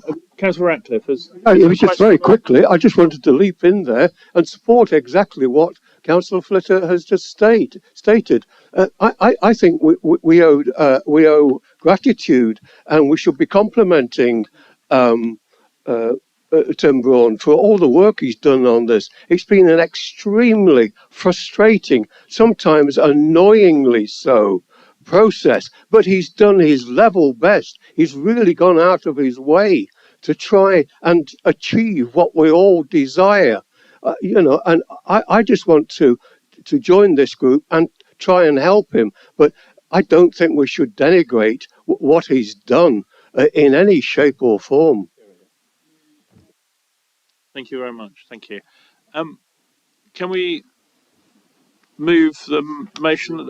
Councillor Hughes has a question. Oh, sorry, Councillor Hughes. Chair, thank you, Chair. I would certainly like to also compliment Tim Braun on his diligence and hard work in putting out the proposals for the Travellers site, particularly the second set where there were a small set of proposed temporary Travellers sites that could have been taken forward and weren't due to perhaps our lack of diligence in that respect. But I have a question, and that is the status of the guidelines for travellers' sites that are published by government, and they don't appear in the list of things that should be taken into consideration by the group, and I would suggest that they should be at least informally taken into consideration, because I think they go beyond what's in policy HC6. So can I suggest that they are also included in the list of things that the working group takes into consideration? Thank you. Do you want to respond to that, or is that? I think that might be a potential amendment from Councillor Hughes, Chair. Okay. Can we take that later? Can we? There have got a few other people that are wanting to ask questions, I think. Councillor Sold. Thank you, Chair. I think my question will probably come after the recommendation 4 has been proposed and seconded, so I'll leave it for now if that's okay. Councillor Buckler. Yeah, mine. It's probably not a question. It's just a comment, so I can save it. Okay, Councillor Donnelly. Thank you, Chair. Well, I propose the amendment as such as follows. Until such time as the working group has submitted recommendations to the extraordinary meeting of the council own land at Harrison Way, Norwood, be designated as a temporary site for a specific travelling family with a local connection to the Derbyshire Dales, to whom the authority has a statutory onerous duty, and that officers be authorised to seek the eviction notice in respect of the encampment currently located at Clifton Road, Ashbourne. I hope that members will support this, and Chair would also like a recorded vote. No, I don't. I couldn't hear it. Can we? I didn't understand. I didn't understand. Oh, Headed agenda item 17. Councillor Lees. Yeah, thanks, Chair. I'm happy to second Councillor Donnelly's amendment to this as stated. Thank you. Thank you. Sorry. Councillor Archer. Thank you for putting up your hand again. That's a pleasure. I'd just like, I think, at this point to take the opportunity to thank people of Ashbourne, and particularly the residents of the houses close to the Clifton Road coach park, for their patience and tolerance in the last few weeks. I don't think anyone will be surprised to hear that my inbox, and I'm sure the other Ashbourne members' inboxes, has been pretty busy. But people may be more surprised to hear that these emails have raised just as many concerns on behalf of the welfare of the members of the Traveller family as they have about the impact of the encampment on the local community. What all of these emails and the statement that the residents have sent out to us tonight have made abundantly clear is that the current situation on Clifton Road is untenable, and it's not fair on the local residents or the family themselves to keep them on that site. I therefore fully support this motion to move the family to a more suitable site as soon as possible. I'd also like to add that this latest chapter in the saga only goes to further shine a light on the failure of this council, and that's not directed at officers, to find a suitable site over several years, and the human impact of this failure. And I very much hope that this will give impetus to the working group to find a suitable temporary site, but also impetus to the whole council to find a suitable permanent site for the welfare of the travellers and for our community as well. Thank you. Chair, just to be clear, are we speaking to the amendment now, or? Yes. Yes, thank you. Where to start? I first of all, I've read the letter from the residents, and I sympathise and I understand. I sympathise and understand with anybody who's suffering from noise and nuisance, whether it's from travellers, a factory, whatever.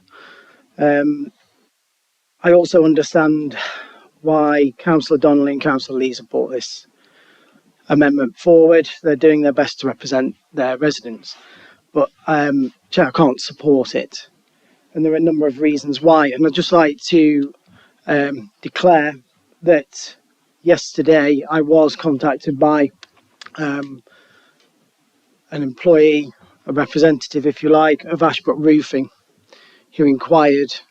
They'd heard down the grapevine whether there was a traveller family due to move next to their business. I had no idea. I didn't know this amendment was coming. So to gather the facts, I spoke with Tim Braun, and again, I just went back and I reassured the business that I didn't know of any instruction to move travellers to that site. And I went on to explain what the working group, if agreed tonight, would aim to achieve, and how they would best express their views if the site was chosen as a temporary site in the future. So the reasons I can't support it is on the grounds of that it makes sort of a farce of proving the working group. The working group is there to look at all of the sites in detail with the advice and expertise of our officers, which we should take. I also disagree with it because it doesn't give anybody affected by this move, if it was to be agreed, to express their concerns or their objections. Because my understanding is if the working group put forward a site or several sites, it would come to this council and people would have the opportunity through democratic process to speak in favour, against, or raise concerns. And this doesn't allow that. It's a bit sort of unexpected in a sense. So for that reason, I also can't go with it. But also, it's no disrespect to any councillor who puts forward such an amendment, but I would refer to, I'm sort of a bit confused as to why this site has been chosen. There are numerous sites that could be chosen. Why this one? I haven't heard any support for this from our officers or any sort of evidence as to why this would be the ideal site to move them to. So I understand the residents' concerns. I understand that, you know, resentment builds up over time and that perhaps, yes, we do need to move travellers to an alternative site. But I can't just say arbitrarily, let's just put them there. I need to give people a chance to have their say and also for us to look at the other sites as well. And I'm sorry to the two members, but I just can't support it. Thank you, Chair. Thank you very much. Councillor Purdy. Thank you, Chair. Well, I can help Councillor Swindle with that answer. Because of the pressures from Ashbourne and the complaints that have arisen and the offences that have been reported, several weeks ago, I took it upon myself, after discussing with James what options we'd got, and we've got within the Constitution the facility to make an emergency decision notice, which would require certain signatures. And so I went round several sites and I concluded that out of all the sites, in my humble opinion, the least impacted was that site. There's impact at every site, and we can argue that you can put them somewhere else and somewhere else. I refer back to the Travellers' Workshop, which was on 23rd of June. Only 2 members on that evening put forward any sites. Only 2 members volunteered to accept some responsibility for this. And I thank Councillor Dawn Gretrix for her offer. And so the Travellers have been at that site at Ashbourne since the 24th of June.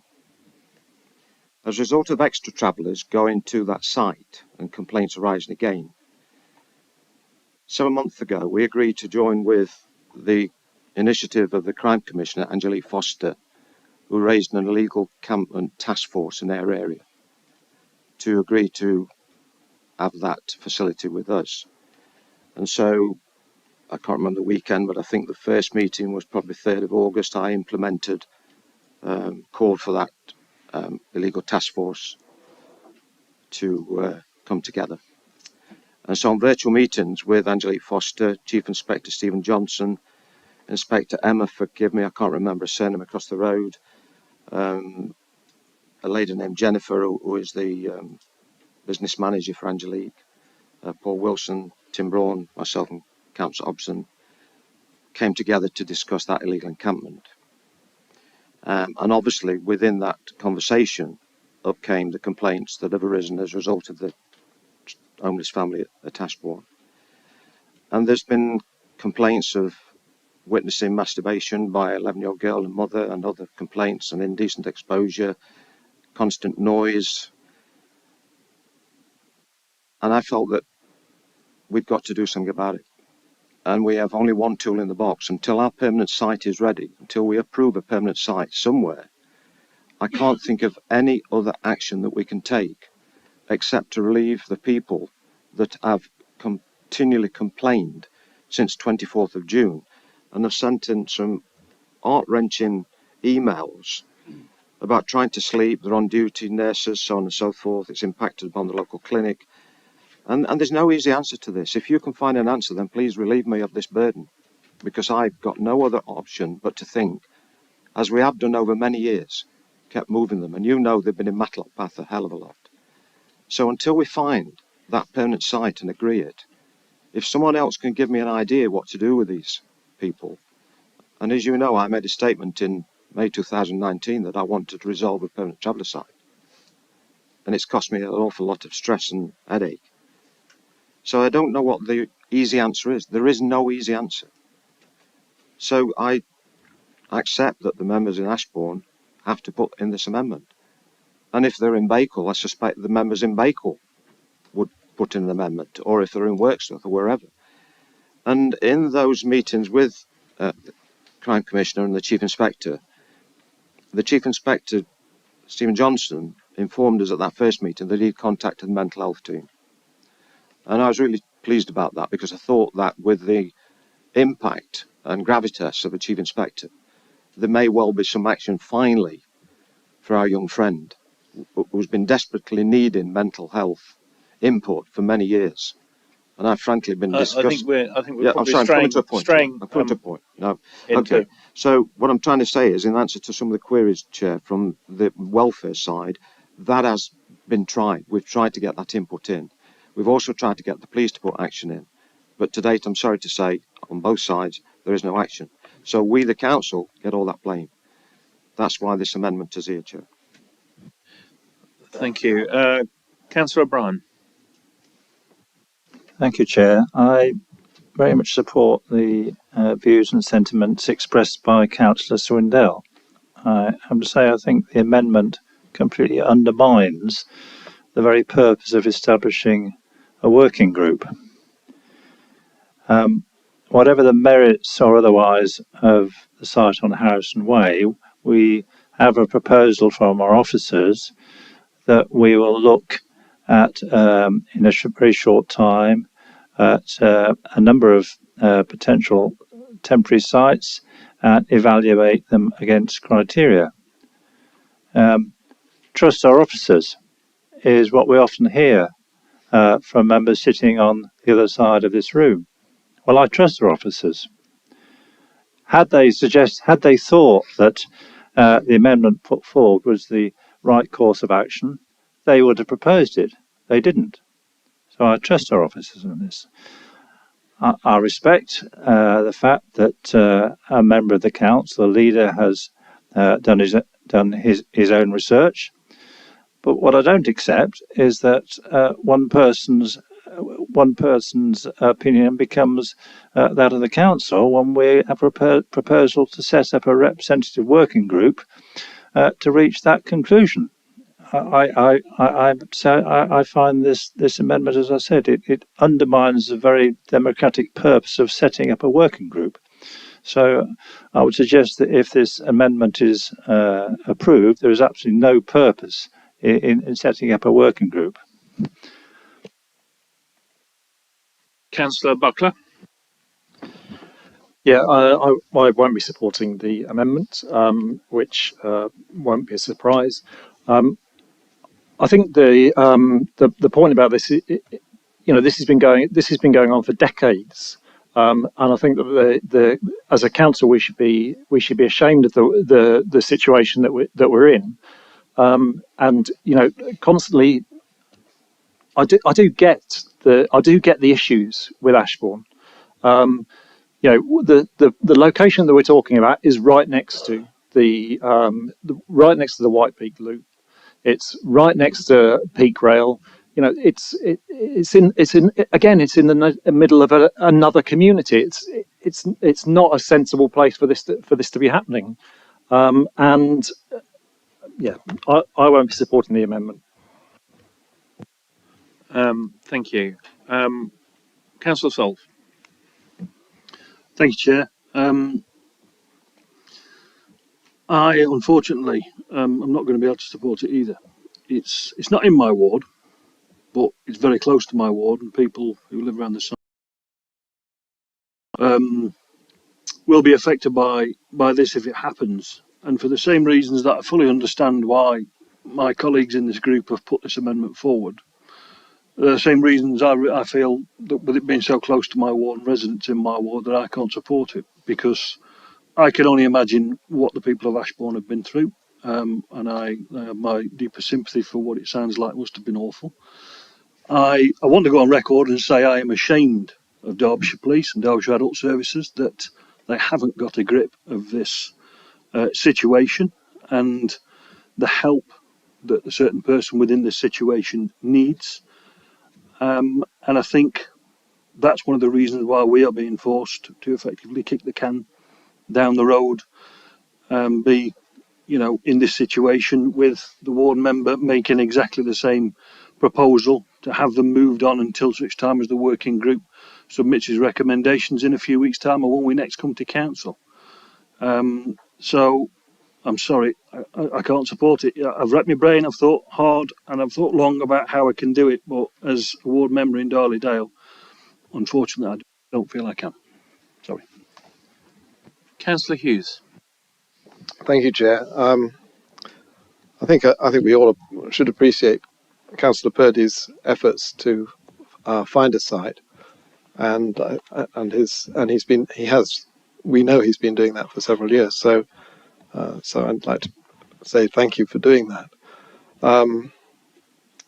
I've also talked to some of the residents near the Clifton Road site in Ashbourne, and it as Councillor Purdy said, their problems are severe, and they've had to have windows closed during the summer. The people walking past have had problems, and it's quite a public area, and it's not suitable for the family involved. And attempts to shield the site haven't worked. So I can't see that it can continue as a temporary traveller site, irrespective of what happens. And there are real issues about the timescales. I mean, it's if we have a group formed in a couple of weeks perhaps, and how long will it take them to respond and report? Another 2 weeks? That would be quick. Say a month, the end of November. Perhaps a bit longer than that. In the meantime, the problems arising from the Clifton Road site will continue. So I don't know this site particularly. So what I would like to do is ask through you, Chair, if Councillor Purdy can describe precisely where this is. Is it in the Northwood Depot? And if it is in the Northwood Depot, is it, which is next to Ashbrook Roofing Supplies? Which side will it be? Will it be on the Ashbrook Roofing Supplies side, or the other side? Will it be close to the? And is there space for shield to shield this site from public view, so that the family has some privacy? Is there available water and sanitary facilities, that sort of thing? Perhaps Councillor Purdy could describe it. Chair, certainly, of course I can answer. I've gone off the site list provided by Tim Braun that you've all seen. So if you go down Northwood Lane past our depot, turn left at the bottom towards Peak Rail. When you pass Ashbrooks, just beyond there's like a fenced area, and then just beyond that is a wide grass area. That's the location I'm thinking of. As I said earlier on, Chair, there is no site that will not be without impact. Okay. Councillor Elliott. Thank you, Chair. Councillor Purdy just answered my question. Thank you. Councillor Buttle. Thank you very much. How long is temporary? Like, we're putting together a working group, and we're going to end up taking some people from one place and putting them another, and it all seems very authoritarian. Not really. So, while I massively support the idea of us dealing with this, I'd like to know what the budget is to actually come up with a site. If we knew that we could spend £500,000, maybe it would actually get shifted. I don't know where we stand with this. I don't know how we're going to move it forward. I want to find the kindest option. I want to find the option which is kindest to the most people and causes the least suffering. At the moment, I don't know which one that is. So I think I'm going to just step to one side on this vote. I'm sorry. Thank you. Councillor Slack. Thank you, Chair. It's strange, really, because this relations to this family were at this site for many, many years at a different position at this site, and they were very, very happy, and everybody accepted them being there for years after years after years. And of course, when the waste was created, the Derbyshire County Council Waste Community Centre was created, they had to leave, and that was a shame, really, because they were happy there. This site, I know this site well because I've worked along the riverside. It's near the river. It's not a bad site as you go on there past Ashbrooks and past Peak Rail.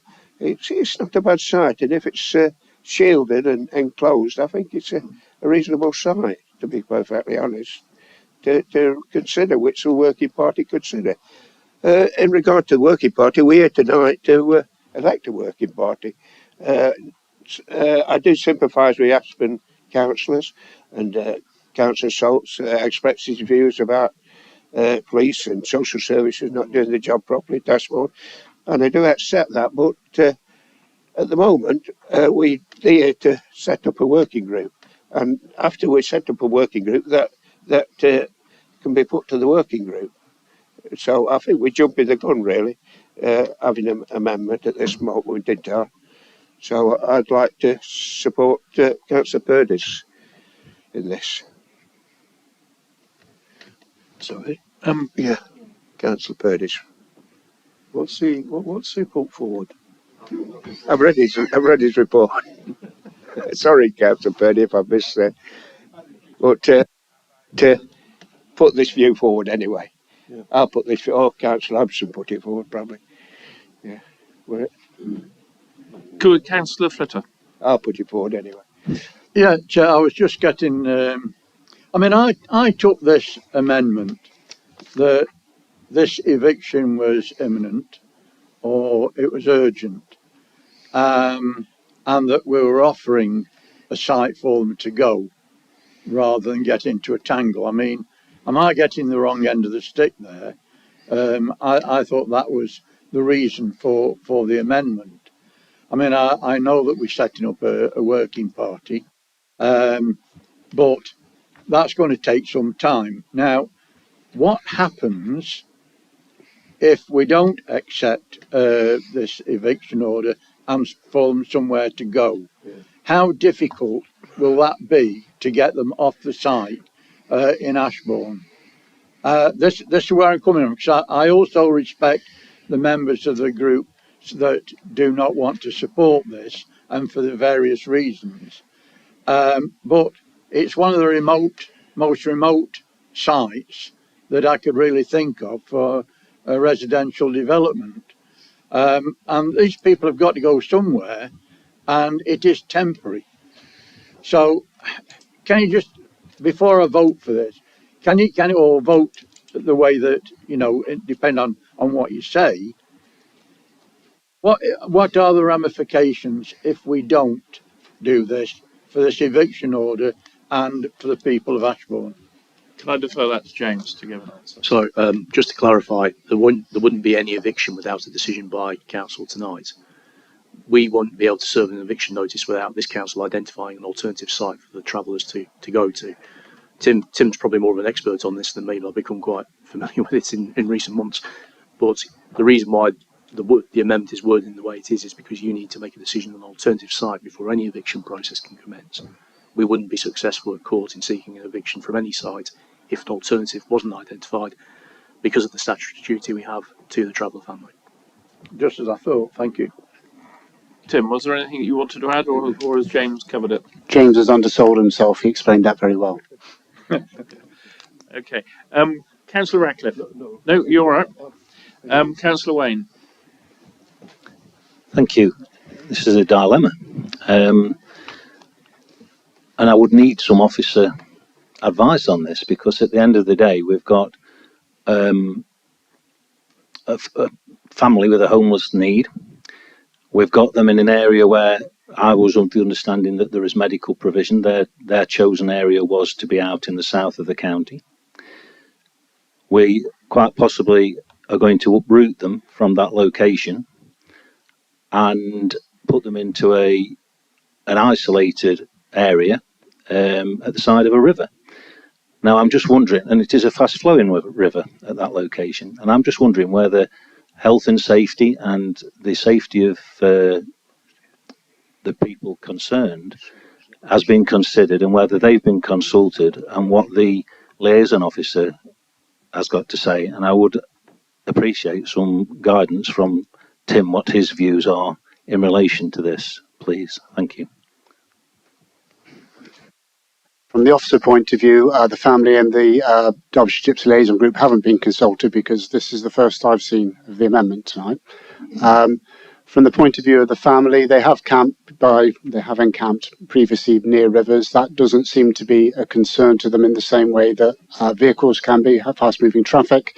If the amendment was approved, I would expect my team to go and talk to the family initially. We talk about eviction in here, but I would expect them to go and talk and see if a negotiated agreement could be agreed in the first place. And if it couldn't, then of course we could go to court. It's one of the sites on the list that I would have hoped members would consider. I can't say it's the best or the worst or the medium, but it's one of the sites that I would hope members would consider. It has its plus points, it has its minus points. As previous members have said, there's no site on the list that's perfect. If there was, they'd be on it. Just sort of, there are Councillor Swindell and Councillor Buckler have both put their hand up again, but I think we need to move this debate on. So it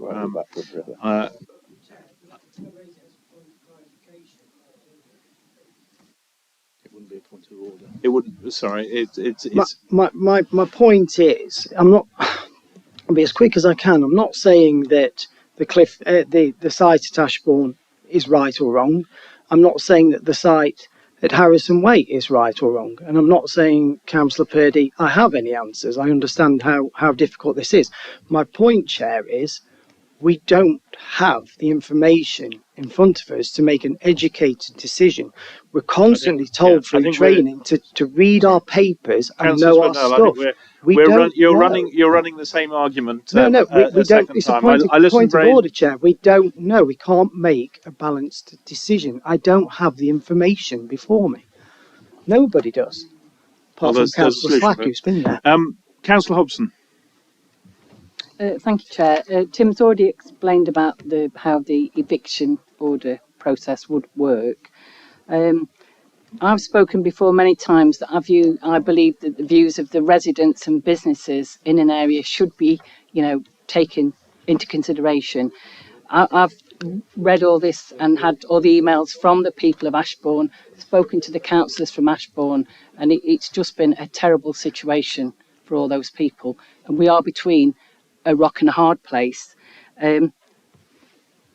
What Councillor Salters said, obviously we can't speak about individuals, but can I assure you that in my county council role, I have been trying very hard behind the scenes. If we did go for this area, can Derbyshire Dales District Council give an assurance that they will have barriers and toilets in place, because we have had repeated complaints from Ashbourne that those barriers have not been in place. And I think the final thing I want to say is that I am undecided at the moment, but the situation cannot go on at Ashbourne, and we as councillors, we have to make a decision. I think the working group is a great idea to come back in November. When we had the meeting, when we looked at the sites, Northwood and Tinkersley Parish Council did say, the site near Peak Rail may well be the better option of the two at Northwood area, but could have a detrimental effect on Peak Rail and the other businesses. And we have to consider that. We do have to consider that. Thank you. Either Tim or James, do you want to come back on the issue of toilets and barriers?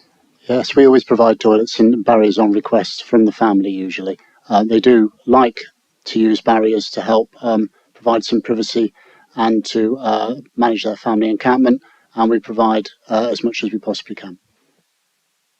I have on my list Councillor Chapman and Councillor Grettrex to speak, and then I'd be keen to move to the vote. Councillor Chapman. This is Groundhog Day, isn't it? Councillor A suggests Site D and Councillors F, G and H say no, we can't go there, without really giving us any idea what the alternatives are. I think we've got two issues in this amendment that both can be clarified and resolved tonight, because the position where they are now on Clifton Road is obviously causing immense distress to the residents around there.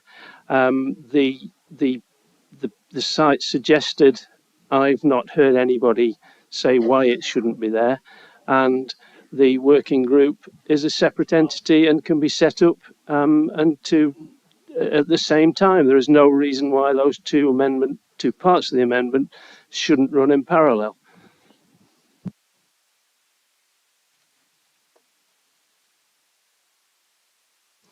Thank Can I you. raise a point of order, Chair? Would you mind? It was stated a few moments ago that if the amendment is not passed, then it is not possible for the council to issue an eviction notice. Can you tell me whether that is in fact the case? Tim. If we're to seek an eviction order for a family that have been accepted as homeless, we are required by law, by homeless law, to provide an alternative suitable site. So unless we can direct them to an alternative suitable site, the court won't issue the order and bailiffs won't enforce it. Councillor Grettrex.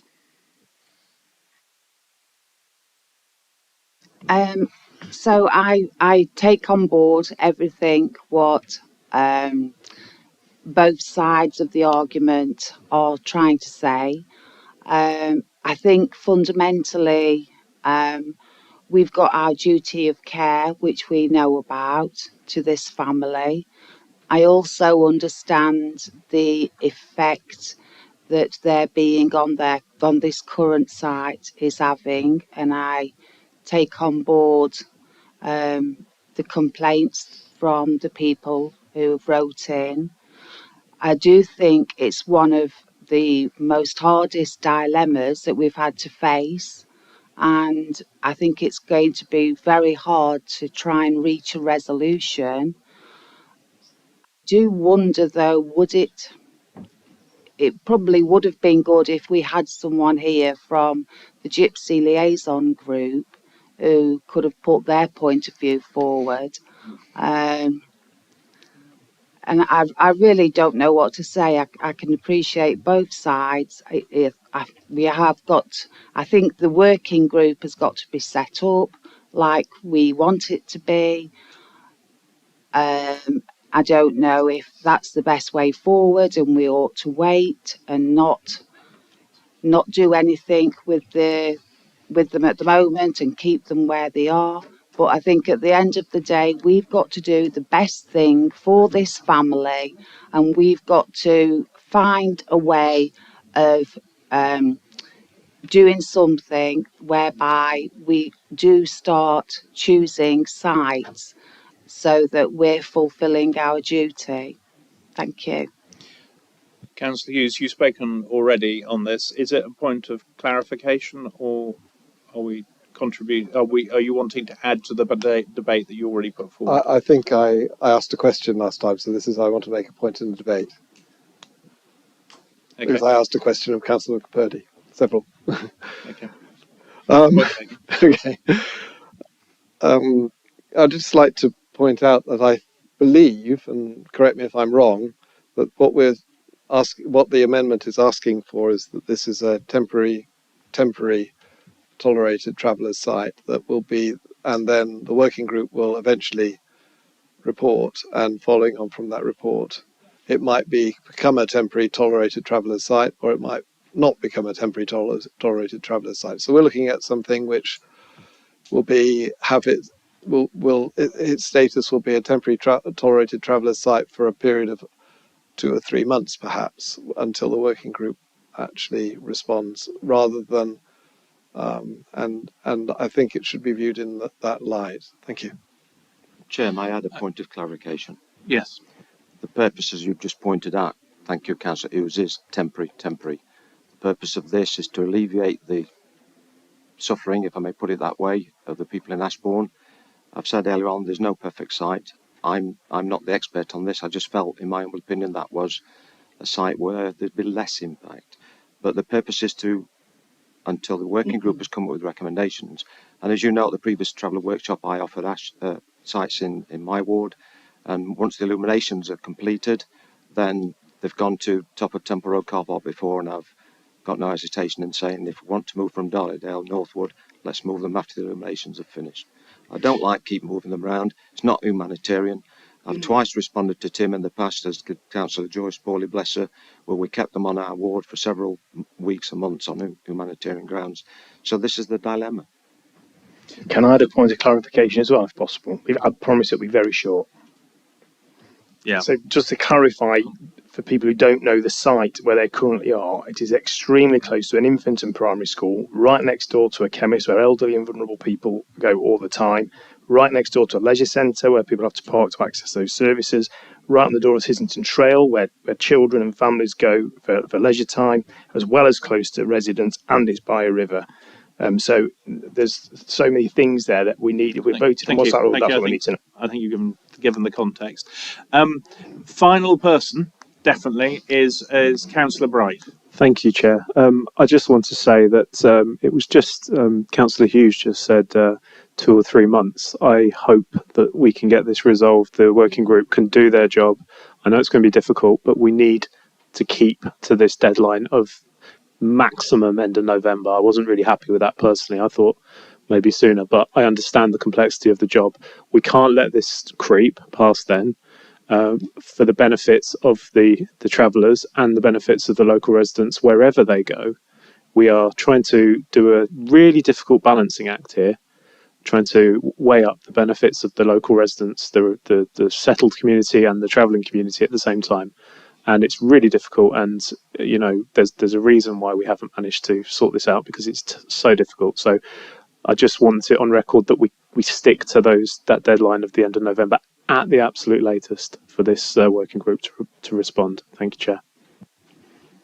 Yes, that's accepted. I've tried to push the officers as much as I can. I would like to see a resolution a paper before the next council meeting. To have an extraordinary council meeting before the next scheduled one. But so that's what I will try and push for. Councillor Donnelly, are you wanting to sum up? I'll make a very brief comment, Chair. Yeah.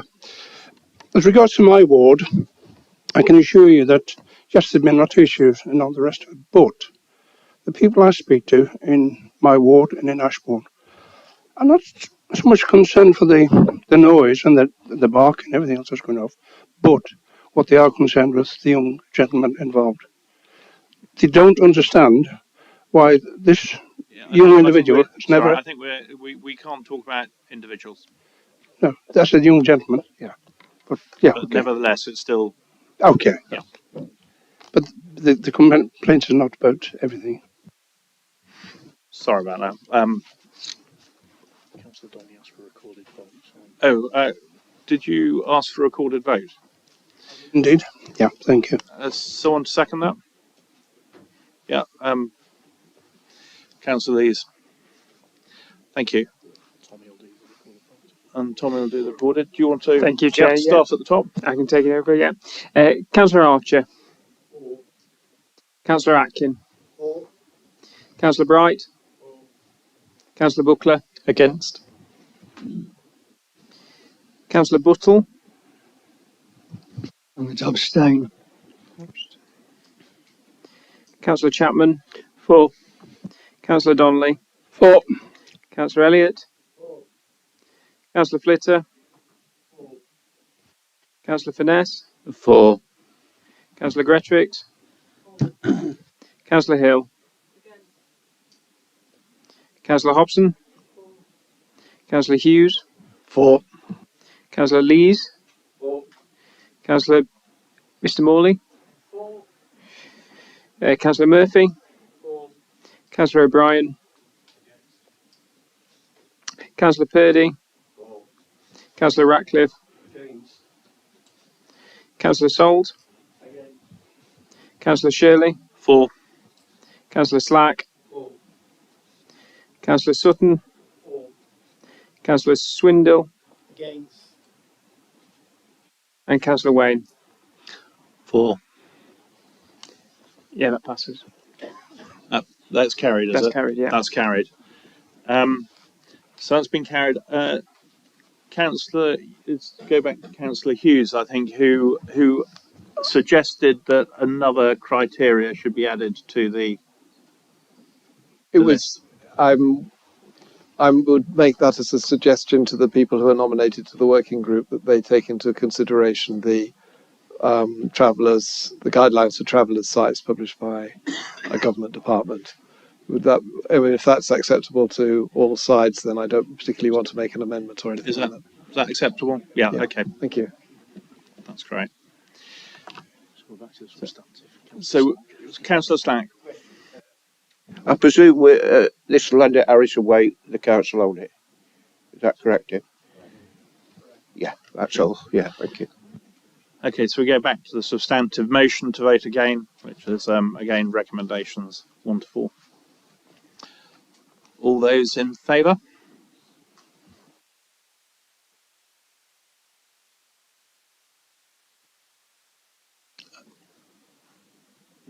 Against? Okay. Any abstentions? That's carried. Thank you very much. Thank you. I seem to have lost my agenda. So we now return back to item 15, which is the urgent matters requiring update to the 22-23 capital programme. Karen, would you like to introduce this? Thank you, Chair. The reason for this report is that some issues have arisen urgently that require approval to amend the capital programme. We'd normally bring the capital programme to the November council meeting, a full capital programme, but these issues can't wait till then, hence the report today. Hopefully the report's self-explanatory. We're removing one project that we feel is no longer required, making some amendments and adding 2 new projects. This results in a net reduction of £135,000. Thank you. Any questions? Yes, Councillor Ryan. Sorry, yes, Councillor. Thank you. I'll get it right. Karen, there's just one question about the flood defences that weren't constructed. Do you know why they weren't constructed? Thanks, Councillor Hughes. That's one for me. No, it's a scheme that was semi-completed before anybody who remains in the council was involved with this kind of work at all. We've been through the files, and there's no explanation of why this final element wasn't completed. Nevertheless, I've been down, Ash Watts has been down, we've been down together to look at it. We've met the county council down there. It's very clear that flooding does still occur. Properties are being flooded internally. It's not just gardens. And the work really needs to be done to complete that particular scheme. The report explains the circumstances as to why we're suggesting a 50% contribution, but we have neither ourselves nor the county council have any understanding of why it wasn't completed at the time. Sorry, Councillor Flitter. Sorry. Yeah, I was just wondering about, I mean, when we look at the projects in this report and we look at the costs, the original costs, and how much they are now, does that, with this action, does that mean to say we're going to see work on these projects done pretty quickly? And the other thing is that within the report, I was astonished to read that the Longcliffe Waste Depot and the tipping room floor, well, do we usually have a peppercorn rent without a self-maintenance agreement? It seems odd to me that we're having to pay for the costs. Karen, would you like to? If I can answer the final part of Councillor Flitter's question, then perhaps pass over to Tim for the other part. With regard to the contract for the tipping room floor, that's part of the waste contract with Serco, and we let it to Serco at a peppercorn rent, because if we charged them a commercial rent, then they would have passed that back to us with overheads as part of the waste contract charges. Sorry, have I read that wrong then? Because we were supposed to have a contribution to that, which looked like we're paying some of the costs. Yes, we've agreed to contribute towards the costs at 50% split between us and Serco, to recognise the joint, effectively Serco are acting on our behalf, So we've negotiated 50-50 split. Councillor Archer.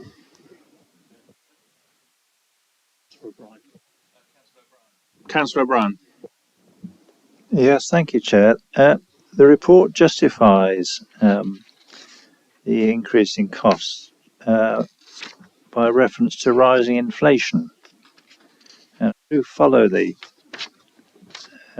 inflation figures, but I note that of the projects concerned, 617 has increased by 48% and 627 by 71%.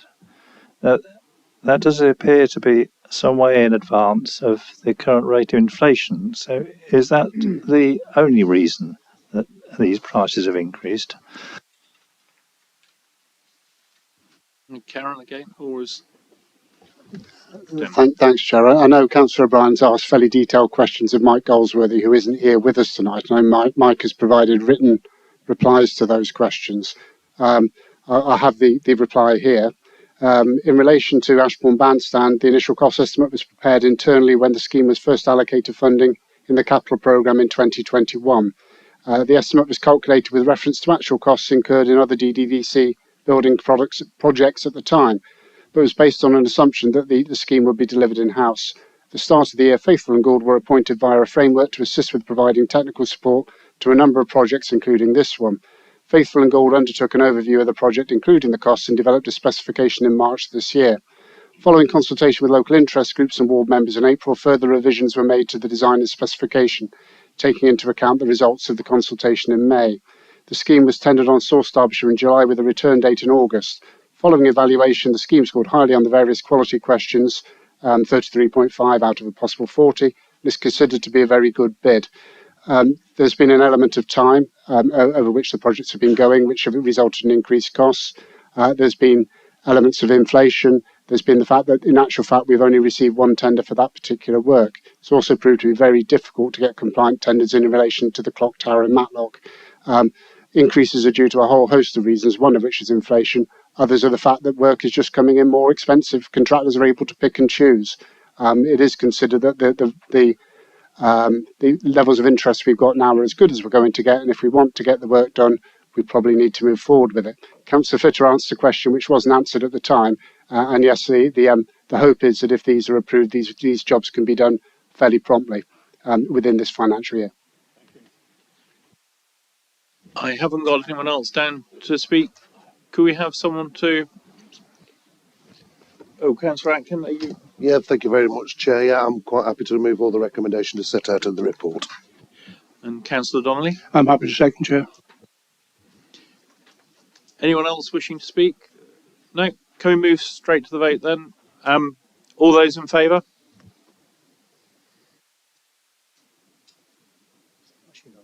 That's unanimous. Great, thank you very much.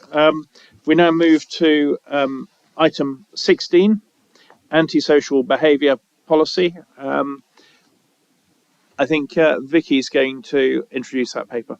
Thank you. Thank you, Chair. This basic policy that's been laid out for you today is really just formalising what's already taking place across the district in terms of addressing antisocial behaviour along with our partners. I think it's quite self-explanatory within the report, so I'm quite happy to just open it up for questions. Councillor Wayne.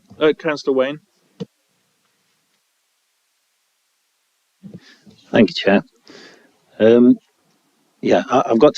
I've had phone calls with Vicky and Alina earlier on this week, and I was really surprised to find that the organisation hadn't got an antisocial behaviour policy, bearing in mind that the most recent Antisocial Behaviour Act came out in 2014, so we've not had one for 8 years. But I'm very reassured upon speaking to them that the work has been undertaken, and the positivity that I got from both of them, how things are moving forward, is very reassuring. One of the questions that I'm wanting to ask, basically, and I might want to come back in debate if that's okay, is why there's a lot of consultation in relation to the community and others, but nowhere in the policy does it mention anything about member consultation and councillor consultation. I do feel that if we're working as one council, we are supposedly the eyes and ears of the community, and we do get to hear things. So I would like that to be included in the policy if that's in order. Thank you very much. Would you like to Yes, respond to that? yes, thanks, Chair. In terms of it, we would always consult councillors if relevant. However, we acknowledge that it's not specifically mentioned in the policy, and we'll amend that to include. Councillor Hughes. Thank you, Chair. A lot of the antisocial behaviour is associated with alcohol, and we found we get complaints about the behaviour of people in Dale Road or in the gardens and yards of licensed premises in Dale Road from residents, and which is a matter of concern, and it is antisocial behaviour as defined in this report. Can I ask whether it is possible to include referrals to the licensing committee or licensing officer of antisocial behaviour that occurs on or around licensed premises, because I think it is material in maintaining the licenses, and it's also material in determining whether the area has excessive numbers of licensed premises, which is leading to a significant harm to residents and other businesses in the area. So I've had a number of complaints of all sorts of antisocial behaviour, which I've passed on to Tim Braund, and in the past these have been reported by members of the public who have not had a response from this council when they have reported this antisocial behaviour, and that includes hypodermic syringes left on the steps of a premises which is used by children in the morning after the night before, and various shops on Dale Road which have had mess on their doorsteps and on their windows, which means that on a Saturday morning they have to go in early to clear up.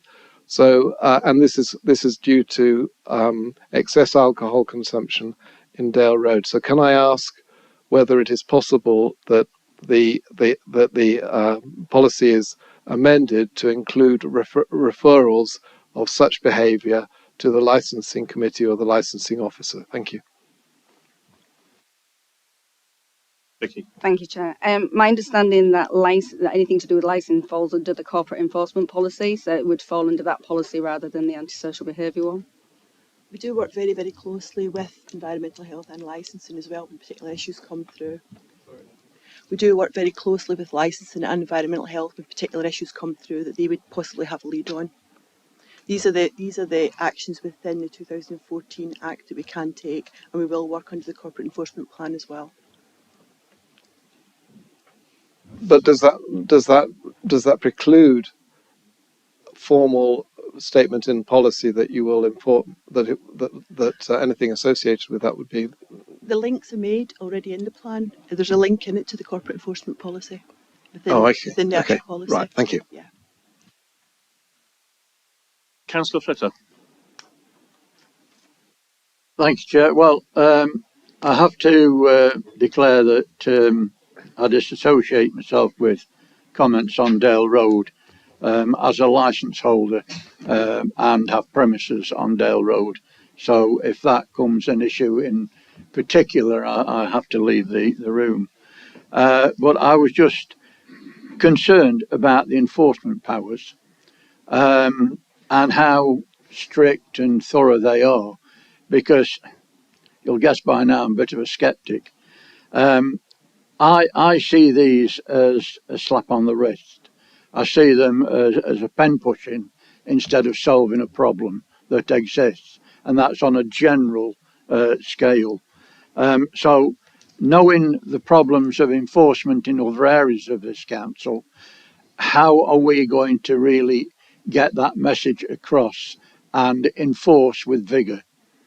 And the other question I have is that I see on investigating complaints, we talk about CCTV.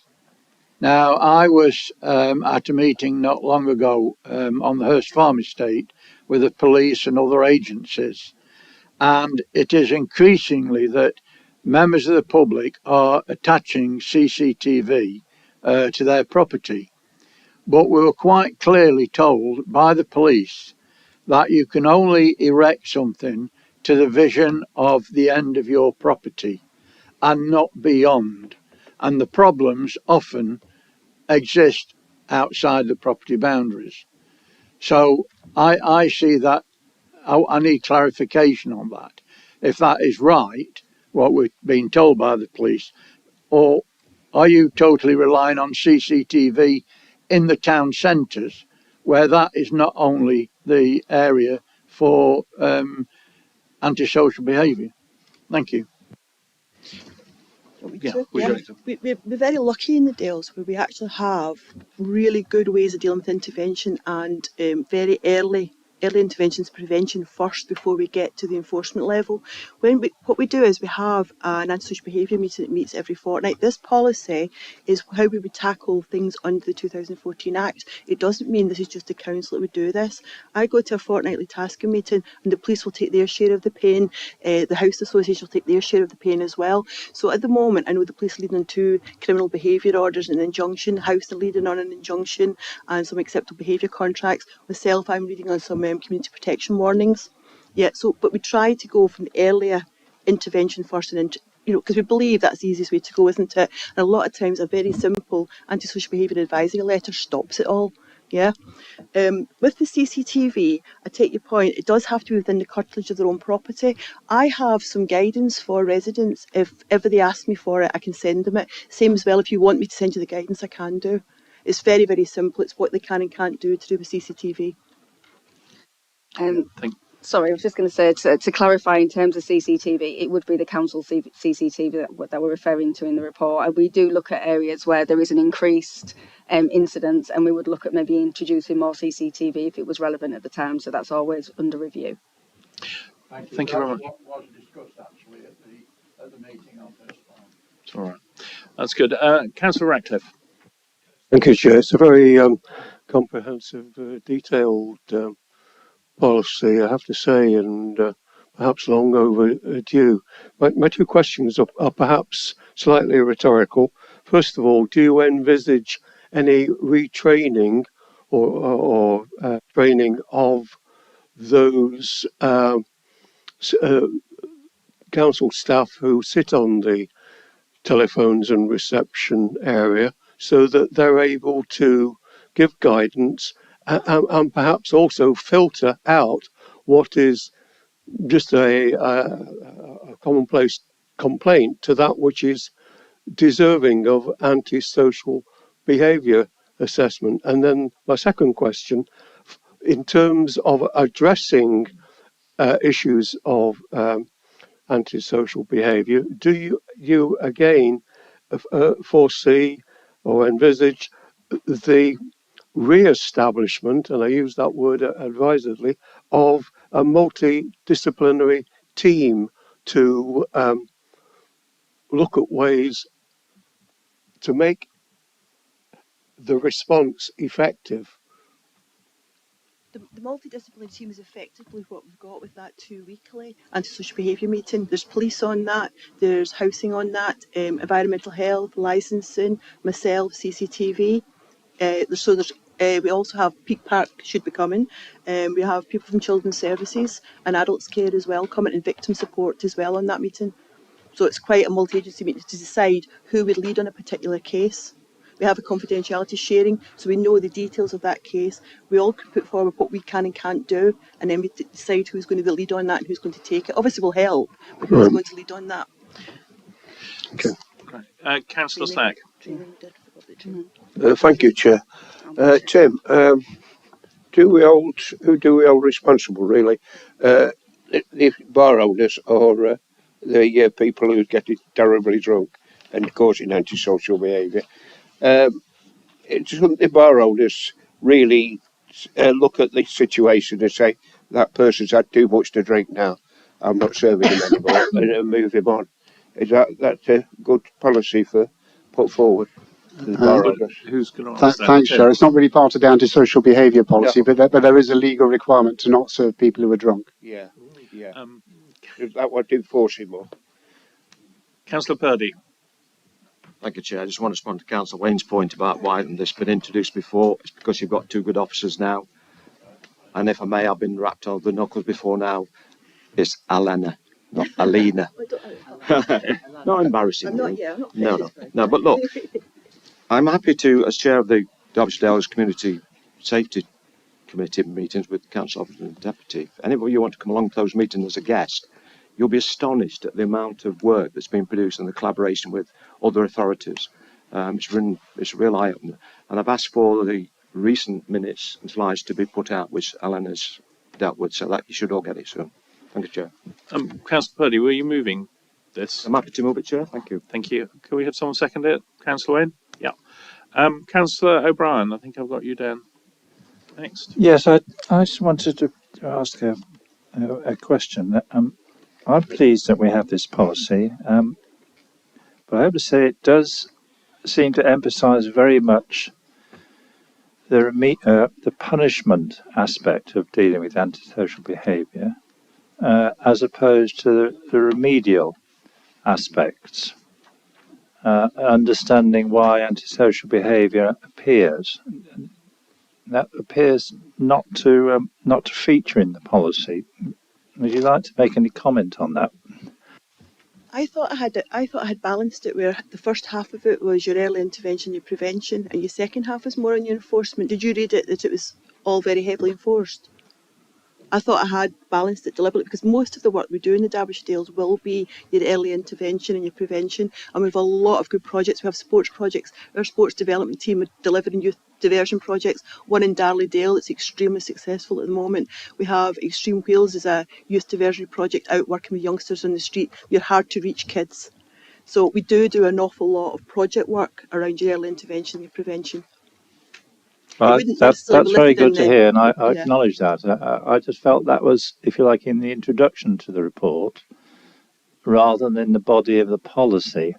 That was my feeling. I think this report can be read alongside the partnership plan. We have a 3-year partnership plan which highlights your actual projects that we're doing each year, and that's one of the reasons I put the policy in to be reviewed in 2026, isn't it? Because that's when the partnership plan will be reviewed. No, 23, because the partnership plan will be reviewed then as well and last for another 3 years. So if legislation doesn't change the policy before then, I will change it as part of our partnership plan.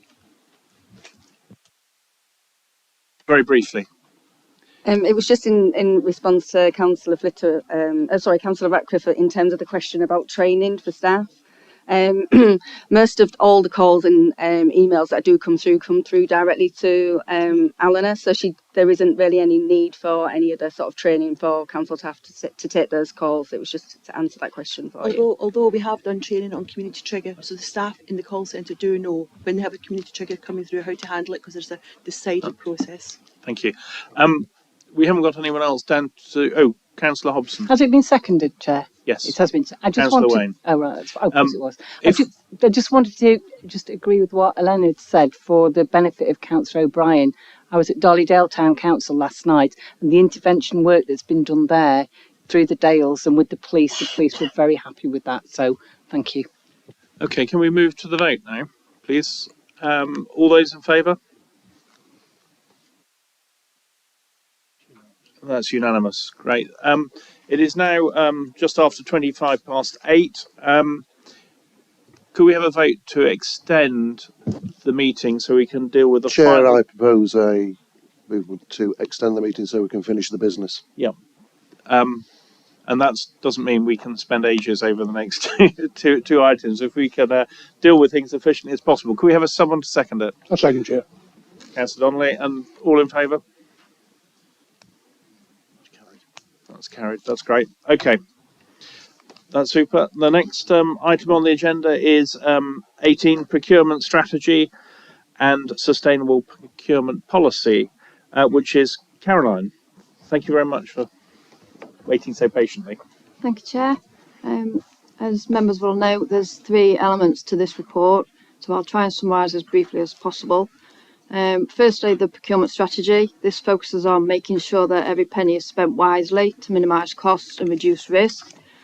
It will provide service areas with clear direction and guidance of matters to be considered and procedures to be followed when purchasing goods, services and works, and minimising the risk of non-compliant procurements which could be subject to challenge. Secondly, the sustainable procurement policy. This is to help and guide us when procuring goods and services that we, where possible, select products based on their social and environmental impact. Without this policy, the Council will have a hard time ensuring that all our acquired products and services can contribute to our social and environmental responsibilities. It's intended that these 2 documents will work hand in hand, ensuring that the Council continues to deliver what our residents and customers want, e.g. value for money, equal treatment and transparency, along with contributing towards economic, social and environmental well-being. The third element of the report is to ask members to support the establishment of the Procurement and Contracts Officer posts and approve the associated funding. The Council has never had a dedicated procurement resource, but with an increase in complexity and importance to local government procurement and the forthcoming changes to the procurement bill, it is felt an internal resource is now required to provide greater assurance and confidence that procurement activities deliver best value, legal compliance and transparency. I would just ask if it could be noted, please, the thanks to Jo Hill, the Climate Change Officer, for her contribution in both the strategy and the policy. I'm happy to take any questions. Councillor Ratcliffe. So I'll start the questions if I may, Chair. Thank you. I want to raise three points, and I asked them as a rhetorical questions. Can we please, and I know there's an amendment following on in the debate, can we please have an annual report given back to the appropriate committee? Can we please accent within the policy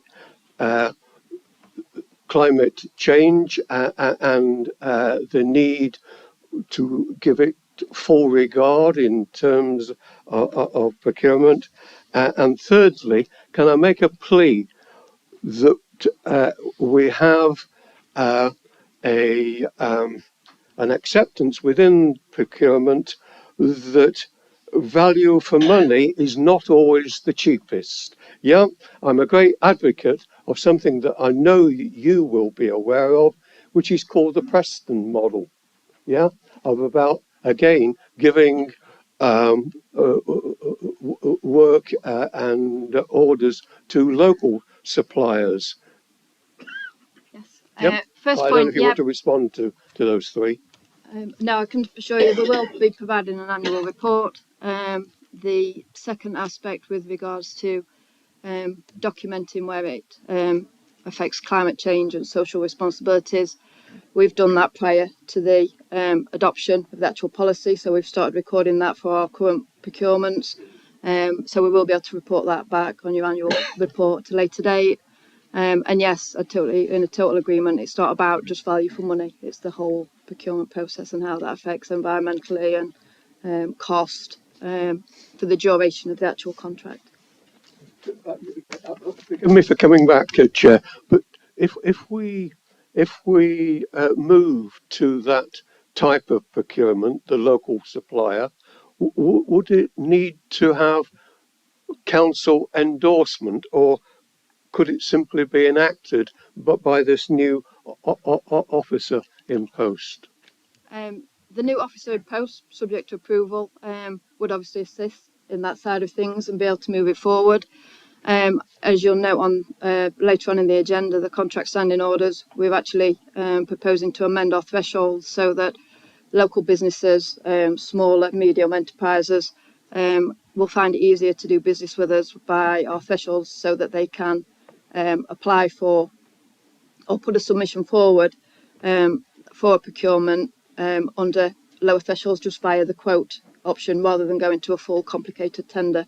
So hopefully when you move forward to the actual contract standing orders, you'll see that, and the increases are there to help to assist, and they'll be under review on a 12-monthly period.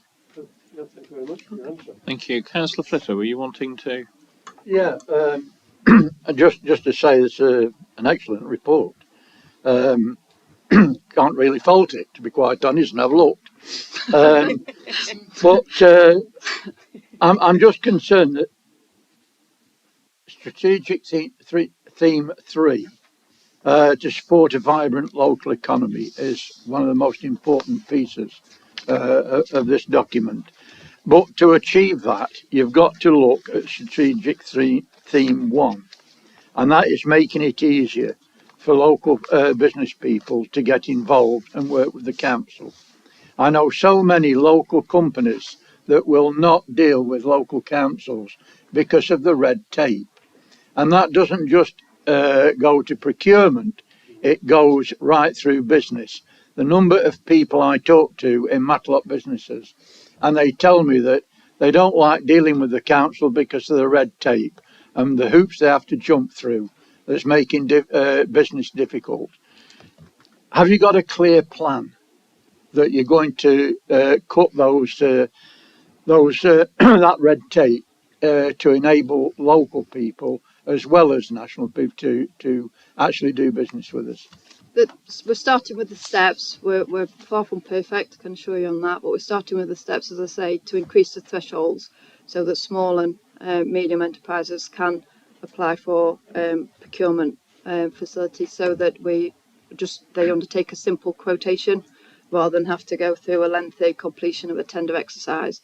So that should enable the red tape to be reduced quite considerably. Thank you. Councillor Chapman. Thanks, Chair. Caroline, I'd just like to ask you, when it comes to procurement with and looking at Scope 3 in CO2 emissions, what kind of balance is given to costings against environmental benefit? I mean, how do you, to give you an example, probably a printer bought from Korea would be much cheaper than a printer bought from this country. So how do you balance those out? Which is quite difficult to answer in one simple answer, to be honest. It'll be dependent on the type of procurement, and now we've got the expertise of Jo Hill. She's becoming more involved in our actual specification preparation to make sure that we balance value for money and environmental and social aspects of it, and it'll depend on the type of tender or quotation. That's how we'll try and attempt to balance the two so that we get the best of both worlds wherever possible. Okay, and the climate change working group's keeping an eye on you as well. Okay. Yes, Councillor Hughes. Thank you, Chair. Taking up Councillor Flitter's point about the difficulty that small and medium-sized enterprise have in dealing with councils and other bodies. I mean, I've had personal experience of this, and it can be quite daunting. And I was just listening to Councillor Chapman mentioning Scope 3, and I thought, oh my, this is something where a small local business won't have any idea what their carbon emissions are, and can we help them? Is it possible that we can put forward guidelines or training or something like that for these small businesses that will need to bid to us so that they have access to it? And to be honest, that would help in achieving a community objective of reducing our carbon footprint. It probably doesn't only include climate change issues, it also includes diversity and that sort of thing that I'm sure we ask questions about how diverse the workforce is and that sort of thing, which again, small businesses sometimes have difficulty in answering because they don't have a diverse workforce, because people to warrant it. So it can be quite difficult for them then to overcome the hurdles involved. So the question is, can we be flexible and ensure that we, whatever criteria we have, we look at the size of the organisation that we're dealing with when we apply them? Thank you. Caroline. Yeah, I think that can be covered. We obviously need to be sensitive as to not to give them a bias, a point of view when we're actually going through a procurement, but it's something that we could consider independently to get businesses together if there's a valid interest in that. Thank you. I would say it is excellent, this report. It's really good. Thank you. In front of you on this piece of paper, you've got an amendment that is put in by Councillors Battle and O'Brien. Do you want to move that? One of you? I'd love to. This is something we were discussing, procurement policy in the climate change working group a couple of years ago, and we've actually brought it, or you brought it here, and I absolutely love it. It's great. We've got a really good framework here. It's got all sorts of little bits and bobs which we will be able to bring together to make this a step on our path to net zero. It is just great. But I want to watch what's happening. And so I'd like an annual report to be brought to Governance and Resources so we can just check out that it's going the way we want it to go and that it's changing us and the way we behave sensibly. And so just a little bit of overview would be great. So I've got an amendment here which Peter and I looked at, and James was very helpful in framing. And I hope you can take that on board. Thank you. Councillor O'Brien, are you wanting to second that? I will, Chair. Being brief as I can. I think it's probably a most significant item we're debating here this evening. Although it may not appear that to the outside reader.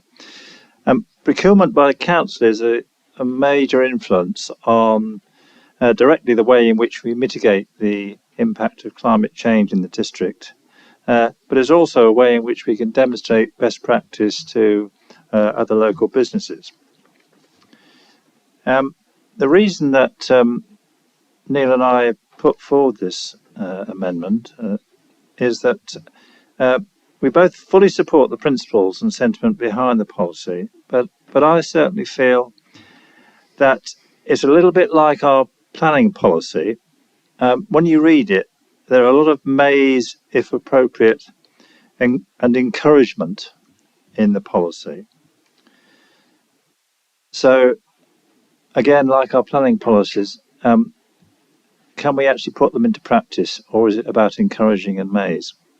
Now, in thinking about that and talking to Neil, it's clear that we must learn to walk before we can run in respect of using procurement as a tool to address climate change. So that's why I fully support this amendment, which will enable us to actually measure the impact of our sustainable procurement policy and to strengthen it if necessary in the future. Thank you, Chair. Thank you very much. Anyone else wishing to speak to that? Or Councillor Slack, sorry, I've got you written down. Yeah, thank you, Chair. It's an excellent report. This is really excellent report.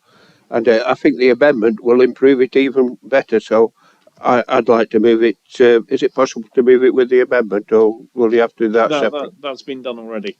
Yeah, I'd like. Has it been moved? You can support. Yes, it has. Yeah. Right. Yeah. I'd seconded. Yeah. Okay. Thank you. Okay. Can we move to the vote on the amended proposal, which is number 1 to 4 on the agenda? All those in favour? Councillor Ratcliffe, are you in favour? There we go. Unanimous. Okay, that's unanimous. So that's helpful. Now, going forward, final agenda item 19, proposed amendments to the Constitution, financial regulations and contract standing orders.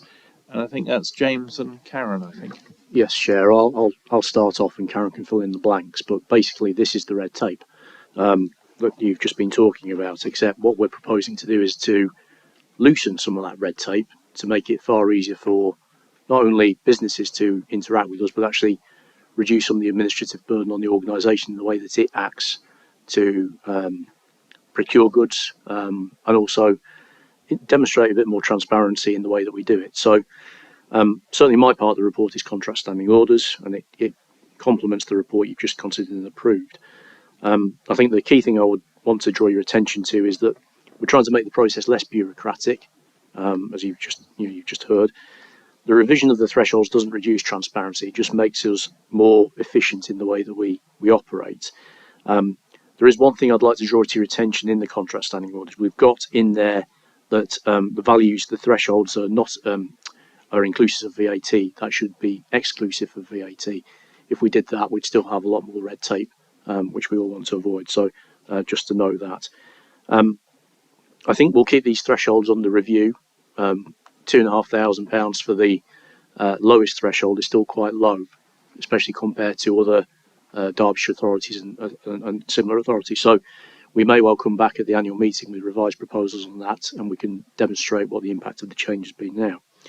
At the risk of taking over Karen's bit, I might save a bit of work by saying paragraph 29 sets out the key changes in respect to financial regulations in the appendix, brings them into line with SIPFA's recommended framework, and better defines lines of responsibility within the council. So you have more assurance that things are being done properly, and the public have more assurance that things are being done properly. And we've also included the requirements in respect to the Local Government Transparency Code to demonstrate that. So, as I say, we'll keep these rules under review, and we'll report any further changes to you, along with the impact of the recommended changes before you tonight. I'm not sure if Karen wants to add anything to that or whether it's been covered, Chair. No, thanks. James has done an excellent job. Do we have any testing questions? No. How about someone to move it? And Councillor Gretorix to second. Councillor Purdy to move. Okay. Should we go straight to the vote? Yep. All four? It's unanimous. I don't know about Councillor O'Brien, whether he voted. Councillor O'Brien, are you? Yeah, sorry. That's unanimous. That's unanimous.